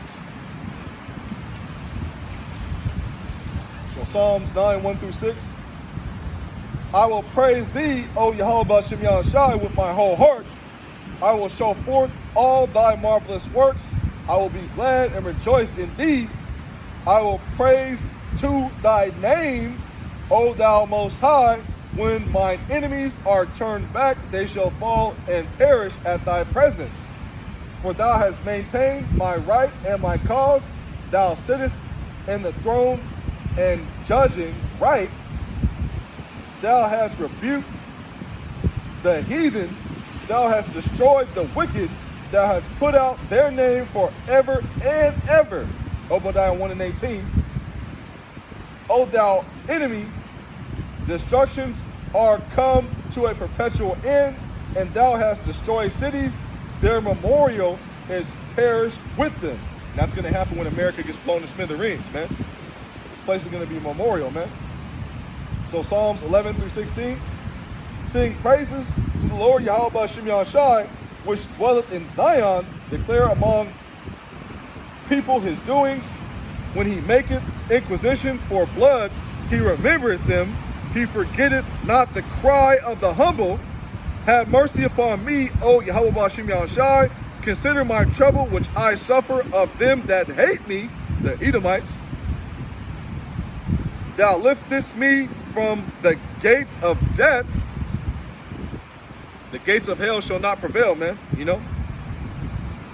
That I may shew forth all thy praise in the gates of the daughter of Zion. I will rejoice in thy salvation. All the heathen are sunk down in a pit that they made, in a net which they hid is their own foot taken. The Lord Yahweh Ba'Shem Yahushai is known by the judgment which he executed. The wicked is snared in the work of his own hands. Hegion Salah. You know, and he's going to be snared in the work of his own hands, man. You know, this man's doing all this bullshit in the earth to try to implement slaves. And guess what? At the end of the movie, he's going to be the slave, man. You know? And call halal Yahweh Ba'Shem Yahushai for that, man. You know? This man's prideful, man. He deserves every single bit of the judgment coming for him, man. For the atrocities that have been done to the children of Israel, for the wickedness that he's pushing the earth, you know, for what he's done to the animals. You know, this nigga locked up the animals and put them in zoos, man. He even got the animals in prison, man. This man's a devil, man. Arise, O Yahweh Ba'Shem Yahushai, disappoint him, cast him down, deliver my socket. Psalm 17 and 13. Arise, O Yahweh Ba'Shem Yahushai, disappoint him, cast him down, deliver my soul from the wicked, which is thy sword. And that's Esau Edom, man. His blessing is the sword, man. Live by the sword, he died by the sword, man. This man's gonna die by the sword, man. We can't wait. Psalms 37, 7 through 13.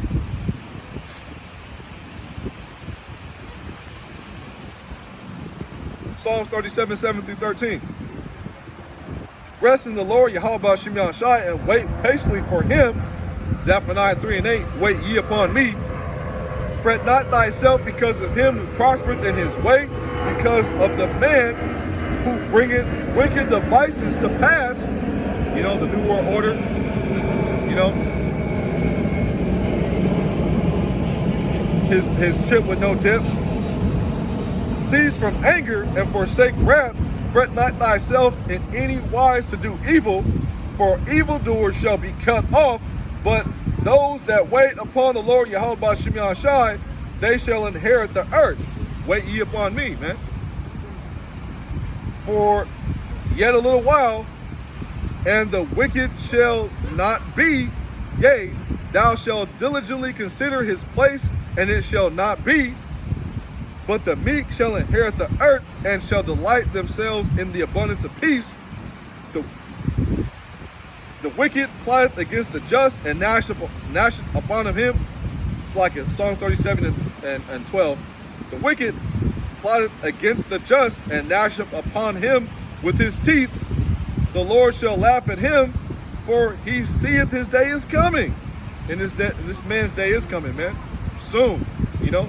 DTA Ababa Ball soon, man. So let's get it. Keep on going.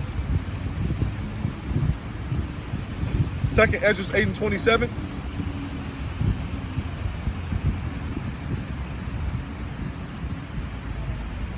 Second Esdras 8 and 27. Regard not the wicked advances of the heathen, but the desire of those that keep thy testimonies in afflictions. And regard not the wicked adventures of the heathen, man. You know, regard not taking this man's Maxine. Regard not getting chipped up. You know, regard not the evil things that he has cooked up. You know, just keep the faith, man. Stay grounded and rooted in the faith, man. And, you know, Adonai Ratazah will be protected, man. You know, because all we have is hope, man. All we have is the scriptures, man. We have no might in our own hands, you know, to deliver ourselves from this, man. You know, I don't want to wrap this out. We're given spiritual power in that day, but we don't know if we're going to be given it or not, man. We have to do the work and endure till the end, you know, to find that out, you know, and be protected to find that out. Because if you're not protected, you're not covered when that happens, man. You know, you're gonna be a victim of the circumstances. And some of us will have to be martyrs, you know. But that's a beautiful victory in the eyes of Yahweh Ba'Shem Yahushua, you know.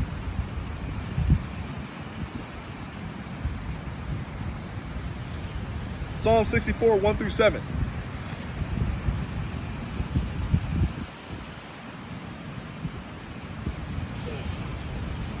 Psalm 64, 1 through 7. Hear my voice, O power, in my prayer preserve my life from fear of the enemy. Hide me from the secret counsel of the wicked, from the insurrection of the workers of iniquity, who whet their tongue like a sword and bend their bows to shoot their arrows, even bitter words, that they may shoot in secret at the perfect. Suddenly do they shoot at him and fear not. They encourage themselves in an evil manner. They commune of laying snares privily. They say, who shall see them? The elect, the hopeful elect, the prophets, the angels, Yahushua, the Almighty, the Ancient of Days, you know, the chariots see you, the other heathen nations see you, you know, the speckled birds see you, the world sees you, man. They search out iniquities, they accomplish a diligent search, both the inward thought of every one of them and the heart is deep. But the Most High shall shoot at him with an arrow, and suddenly they slack it. But God shall shoot at them with an arrow, suddenly shall they be wounded, so they shall make their own tongue to fall upon themselves. All that see them shall flee away. You know? And call all y'all about Shem Yahushai, you know, because their tongue is stumbling upon themselves, man. They're telling upon themselves because the pride of this man, you know, the pride of thy heart has deceived thee, man. Obadiah 1 and 3. So Job 5, 12 through 13.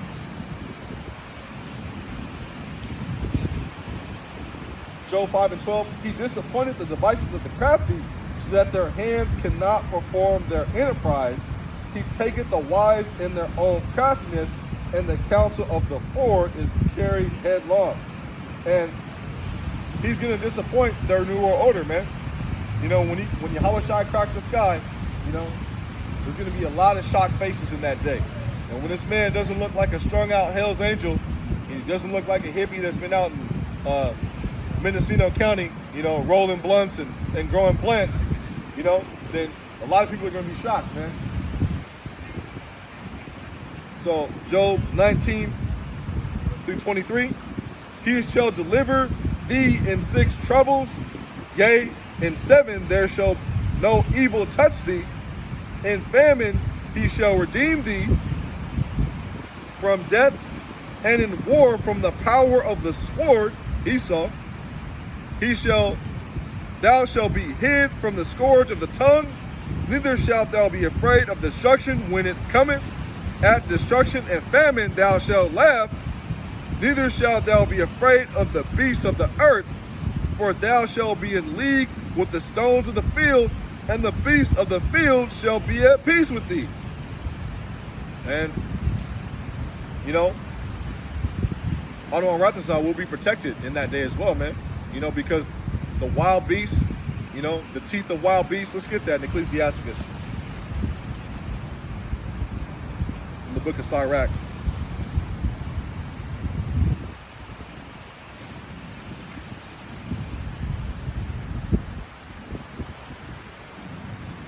So this is the book of Sirach 39, 28 through 31. There be spirits that are created for vengeance, which in their fury lay on sore strokes. In the time of destruction they pour out their force and appease the wrath of him that made him, Yahweh Ba'Shem Yahushai. Fire and hail and famine and death, all these were created for vengeance. Ecclesiasticus 39 and 30. The teeth of wild beasts and scorpions, serpents, and the sword, punishing the wicked to destruction. They shall rejoice in his commandment, and shall be ready upon earth when need is, and when their time is come, they shall not transgress his word. And the teeth of wild beasts, you know, those newly created creatures, you know, we want to be protected from all that, man. You know, Leviathan's gonna be out here causing havoc, man. You know, we don't want no smoke. We don't want no parts of that, man. So wrapping this on up with the final few precepts, and the water Yahweh Shem Yahshai for the spirit to get out here. Let's get some water.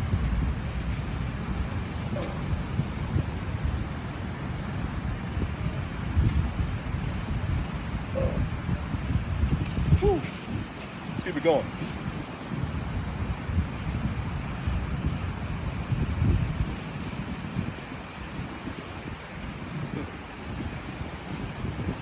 Ears are starting to get cold too. That wind's blowing like crazy. Blew up the Frank. So this is Ezekiel 9:4. And the Lord Yahweh Shem Yahshai said unto him, go through the midst of the city, through the midst of Jerusalem, and set a mark upon the foreheads of the men that sigh and that cry for all the abominations that be done in the midst thereof. Let me read it again. And the Lord Yahweh Shem Yahshai said unto him, go through the midst of the city, through the midst of Jerusalem, and set a mark upon the foreheads of the men that sigh and that cry for all the abominations that be done in the midst thereof. And Jerusalem is a people before it's a place. You know, Israel is a people before it's a place. And that people is you so-called Negroes, Latinos, Native Americans, Seminole Indians, and West Indians, man. And the speckled birds as well. You know? So this is James, the book of James, 2nd chapter, 17 through 18.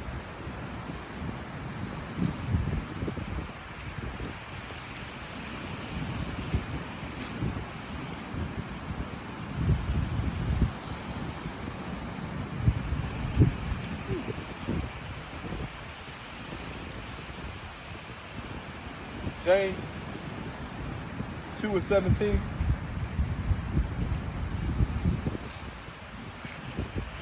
So let's read it. Even so faith,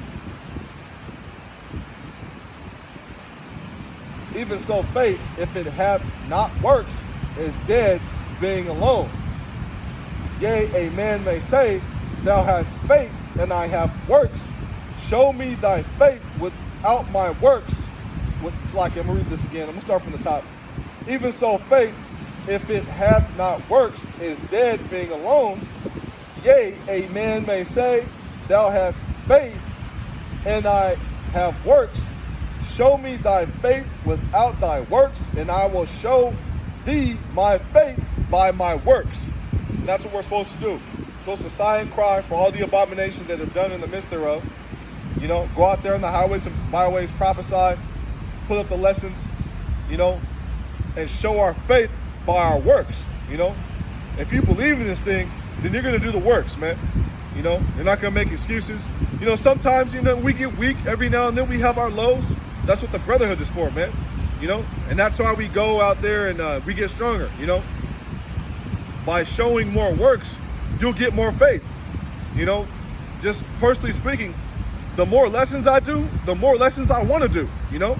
And other brothers who do the works can attest to the same. They can you know, say the same thing. You know, the more lessons you do, the easier the next lesson becomes, you know. The more camp sessions you do, the easier the next camp session is to do, you know. I couldn't wait to get out here today. I was thinking about doing this from the house, and I was like, you know, I just got this from the beloved brother Gabar Adama, and you know, Thawada, beloved brother Gabar Adama, man. You know, appreciate the garments you've been making for me, you know. Yahweh Shem Yahshai, Barakatah, brother, you know. So I thought about it, and I was like, you know what? Take your ass out there to the highways and byways, man, and complete and finish what you started yesterday, man. You know, and the more lessons, you know, I do, the easier it's becoming, man, to do more lessons, man. You know, And Lord's will, when I get back to the house, try to get on vocab, man. If not tonight, tomorrow, Lord's will. But that's gonna come out, man. Get on that nigga, man. Wicked ass motherfucker, man.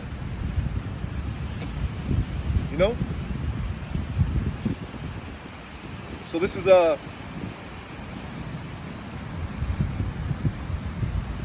Corinthians 9:24 through 27. So show your faith by doing your works, brothers, And the more you do, the easier it becomes. And it's pretty soon like second nature, man. Like flipping burgers at the hamburger stand, That's how easy the works are going to be for you to do, man, And that's how you show you have faith, by doing the work, man. So 1 Corinthians 9:24, I believe.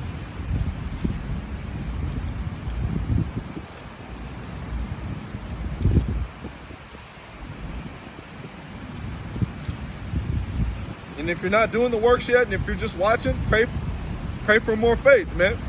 And that'll give you the spirit, to get out there and do the works, man. Because it takes faith to do the works. So this is 1 Corinthians, the 9th chapter. I'm gonna read 24 through 27. Know ye not that they which run in a race run all, but one receiveth the prize? So run that ye may obtain. Eat this roll, and go out there and run out there to the highways and byways and teach it, man. Run out there, run to your computer and go put up that lesson, man. 1 Corinthians 9:25. But every man that striveth for the mastery is temperate in all things. Now they do it to obtain a corruptible crown, but we an uncorruptible. We want to be crowned, man, on the crowning day. That's talked about in 2nd Ezra, the second chapter, man. We want to be there on crowning day, man. The Lord's will, Adon Rathazal, you'll be there. Adon Rathazal, I'll be there, man. So I'm gonna start from the top. 1 Corinthians 9:24. Know ye not that they which run in a race run all, but one receiveth the prize? So run that ye may obtain. And every man that striveth for the mastery is temperate in all things. Now they do it to obtain a corruptible crown, but we an uncorruptible. I therefore so run, not as uncertainly, so fight I, not as one that beateth the air. We know and we have tunnel vision on the prize. And the prize is the kingdom, and to be crowned, man. And to be numbered amongst the elect. But I keep under my body and bring it into subjection, lest that by any means, Slakia, when I have preached to others, I myself should be a castaway. And that's the worst feeling, man. To die the death of an infidel, to be a castaway, That's why you got to stay on fire for this thing, Yahweh Shai said, who'd rather have you, he'd rather you be hot or cold, not lukewarm, So let's read this from the top. 1 Corinthians 9:27. But I keep under my body and bring it into subjection, lest that by any means, when I have preached to others, I myself should be a castaway. So we got to endure to the end, man, And it's all the will of Yahweh B'Shem Yahshai, whether we last or not, but we're putting our best foot forward to give ourselves a fighting chance, man. And that's by doing the works, man, And not everybody's going to be a prophet, And if you're not given the spirit of prophecy, don't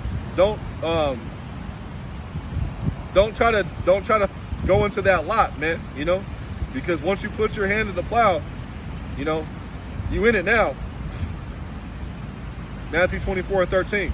Some are just going to be believers, man, and that's fine.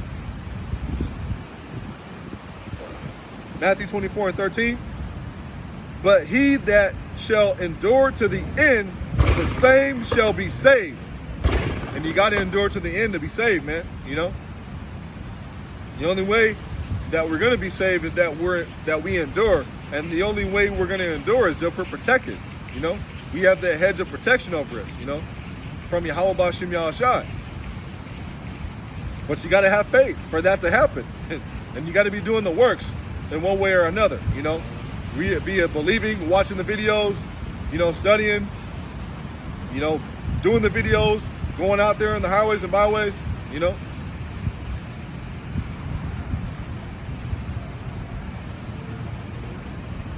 So this is Revelation 2:25 through 27.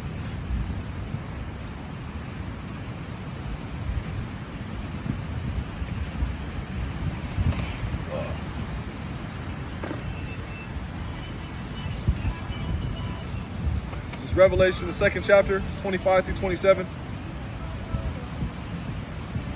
But that which ye have already hold fast till I come. And he that overcometh and keepeth my works until the end, to him will I give power over the nations. And he shall rule them with a rod of iron, as the vessels of a potter shall they be broken to shivers, even as I received of my Father. That matches up with the book of Psalms. Let's get that in the 2nd chapter.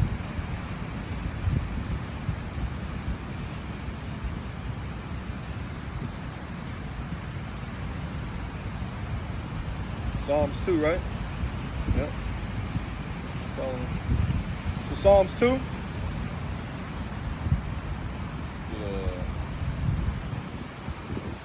Psalms 2, 8 through 12. Ask of me, and I shall give thee the heathen for thine inheritance, and the uttermost parts of the earth for thy possession. Thou shalt break them with a rod of iron. Thou shalt dash them in pieces like a potter's vessel. Be wise now, therefore, O ye kings, be instructed, ye judges of the earth. Serve the Lord Yahweh B'Shem Yahushai with fear and rejoice with trembling. Kiss the Son, Yahushai, lest he be angry and ye perish from the way when his wrath is kindled but a little. Blessed are all they that put their trust in him. And call Allah Yahweh B'Shem Yahushai, man. You know? So this is 2nd Ezra. Wisdom of Solomon is what I want to get next, I believe. Find out. Cheat sheet. 6 and 21, and then 2nd Ezra.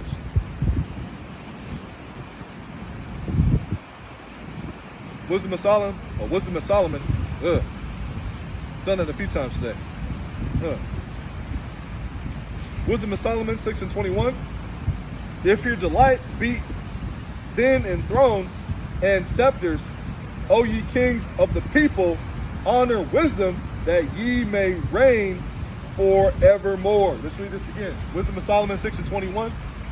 If your delight be then in thrones and scepters, O ye kings of the people, honor wisdom, that ye may reign forevermore. So honor wisdom, man, you know. And wisdom and knowledge shall be the stability of thy times, you know. With all thy getting, get understanding. Therefore get wisdom, and with all thy getting, get understanding. Roughly paraphrasing. So this is 2nd Ezra 2. I'm going to read 35 through 47. And Lord's will, you were edified by this camp session, you know.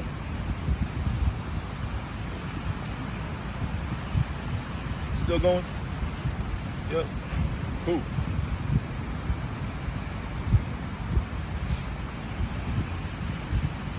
Second Ezra 2. I'm going to read 35 through 37.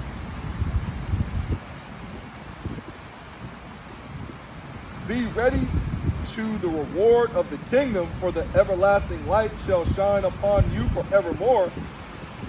Flee the shadow of this world, receive the joyfulness of your glory. I testify my Savior openly, you know, on the highways and byways and on the highways and hedges. We're testifying our Savior openly, man. or receive the gift that is given you, and be glad, giving thanks unto him that hath called you to the heavenly kingdom. Blessed is whom thou choosest, you know. 2nd Ezra 2:38.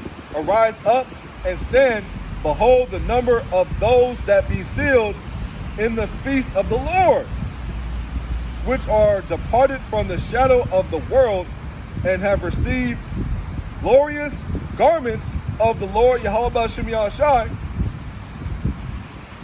Let's get that. Let's get something that matches up with that. You know, goes into the garments.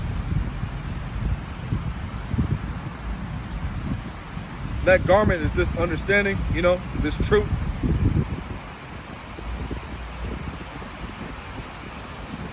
Six and 15.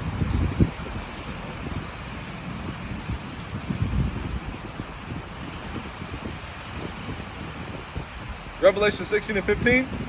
Behold, I come as a thief. Blessed is he that watcheth and keepeth his garments, lest he walk naked and they see his shame.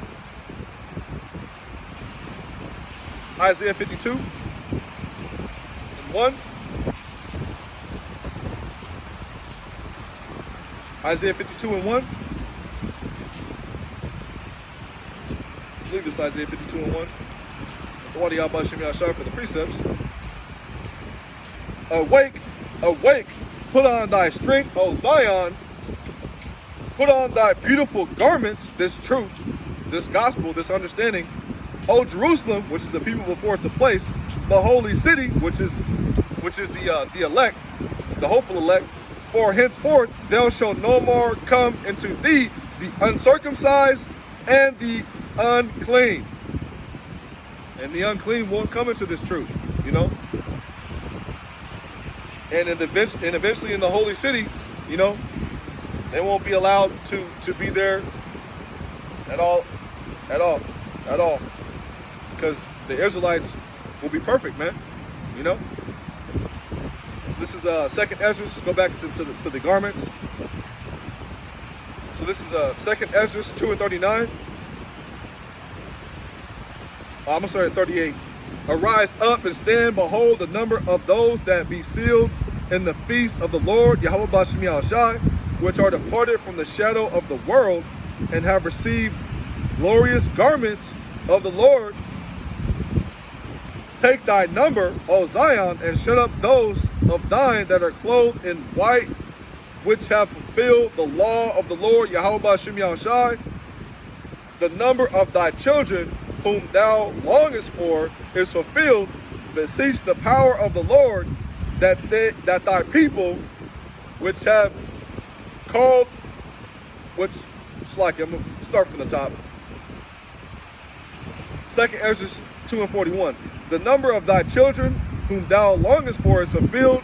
Beseech the power of the Lord, that thy people, which have been called from the beginning, may be hallowed.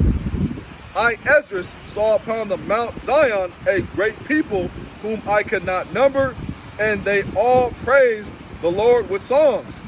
And in the midst of them there was a young man of high stature, taller than all the rest, and upon every one of their heads he set crowns, and was more exalted, which I marveled at greatly.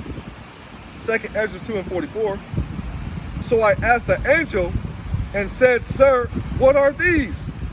2nd Ezra 2 and 45. He answered and said unto me, These be they that have put off the mortal clothing and have put on the immortal. They have confessed the name of the Most High. Now they are crowned and receive palms. This is the crowning right here. 2nd Ezra, the 2nd chapter. We all want to be here, brothers. We all want to be here, brothers. And I don't write this out, we're here. I don't write this out, I'm there, you know. Lord willing. You got to read about it though, because it's a beautiful passage right here. This is a beautiful work, you know, that Yahweh B'Shem Yahushua is going to do. With, you know, and give crowns to his elect. He's going to crown every single one of the elect personally, man. You know. So let's start at 45. We'll read this again because this is beautiful. 2nd Ezra 2 and 45. He answered and said unto me, These be they that have put off the mortal clothing and put on the immortal. They have confessed the name of the Most High. Now they are crowned and receive palms. 2nd Ezra 2:46. Then I said unto the angel, what young person is he? Is it that crowneth them and giveth them palms in their hands? 2nd Ezra 2:47. So he answered and said unto me, it is the Son of the Most High, who them confessed in the world. Then began I greatly to command them that stood so stiffly for the name of the Lord. And we got to stand stiffly for the name of the Lord, you know, for Yahweh Shem Yahshua. That starts with doing the works, man. Having faith and sighing and crying, man.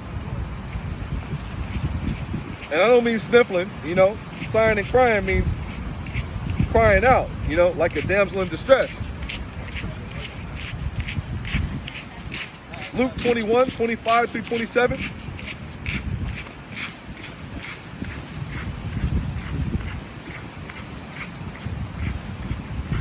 Whew.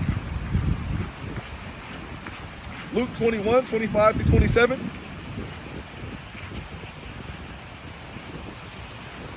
And there shall be signs in the sun, and in the moon, and in the stars, and upon the earth distress of nations. For nation shall rise against nation, kingdom shall rise against kingdom. When there shall be uproars of the people and earthquakes. Let's read this.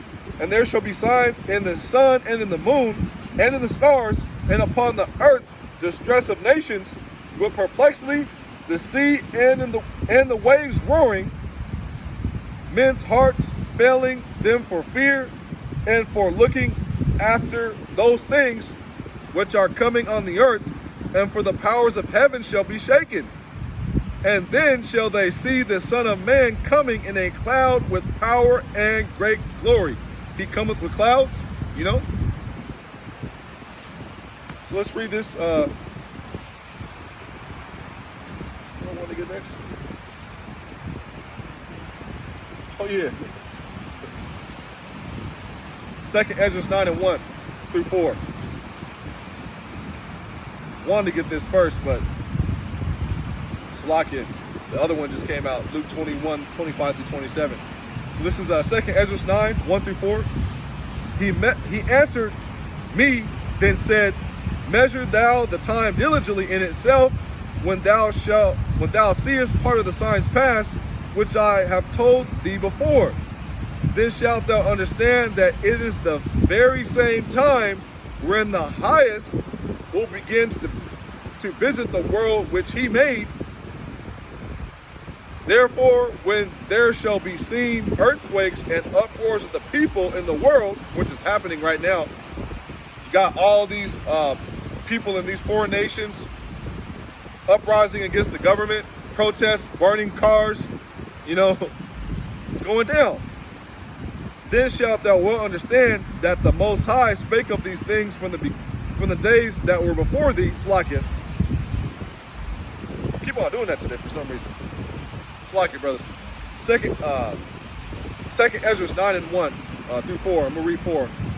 Then shalt thou well understand that the Most High spake of those things from the days that were before thee, even from the beginning. So let's go back to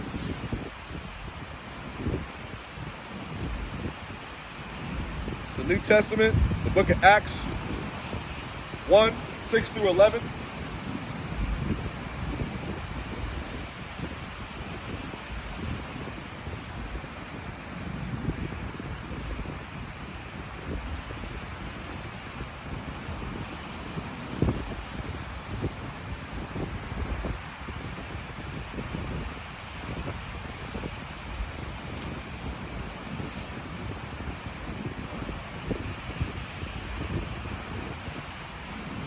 Acts, the first chapter, we'll read 6-11. When they therefore were come together, they asked of him, saying, Lord, wilt thou at this time restore again the kingdom to Israel? And he said unto them, it is not for you to know the times nor the seasons which the Father hath put in his own power, but ye shall receive power After that, the Holy Spirit is come upon you, and ye shall be witnesses unto me, both in Jerusalem and in all Judea, and in Samaria, and in the uttermost parts of the earth. And when he had spoken these things, while they beheld, he was taken up, and a cloud received him out of their sight. And while they looked steadfastly toward heaven as he went up, behold, two men in white apparel, two men stood by them in white apparel. I'm going to read this again. And while they looked steadfastly toward heaven as he went up, behold, two men stood by them in white apparel, which also said, Ye men of Galilee, why standing ye gazing up into heaven? This same Yahushua, which was taken up from you into heaven, shall come in like manner as ye have seen him go into heaven. And he's going to return with the, let's get that. This ties into what I'm bringing out as well. He returned, he coming with tens of thousands of his saints, man. You know? Jude 2:14. And Enoch also, the seventh from Adam, prophesied of these, saying, Behold, the Lord cometh with 10,000s of his saints. You know, he's going to come in a cloud, man, via a chariot, the fathership, man. Goes right into Revelation 1:7, which I'm going to end with. And Lord's will, you're edified by this camp session. Slacking for the stutter steps. You know, been a long day for me, but Lord's will, you're edified. Revelation 1:7. Behold, he cometh with clouds, and every eye shall see him, and they also which pierced him, and all kindreds of the earth shall wail because of him. Even so, amen. So the Lord's going to return with the cloud via the chariot, man. You know, and a lot of people are going to be wailing so, man. And all the nations shall see the return of Yahushua, you know, who are still on this earth, you know. Every eye shall see him, man. Let's read this again. Revelation 1:7. Behold, he cometh with clouds, the chariot, and every eye shall see him, and they also which pierced him, the Romans, the Edomites, and all kindreds of the earth shall wail because of him. Even so, amen. You know, some for salvation, some for utter destruction, you know. So Lord's will, you're edified by this camp session. Closing out, I'd like to turn to the east and give all praises, honor, and glory to Yahweh, Ba'ashem, Yahushua, Ba'ashem, Rakakwadash.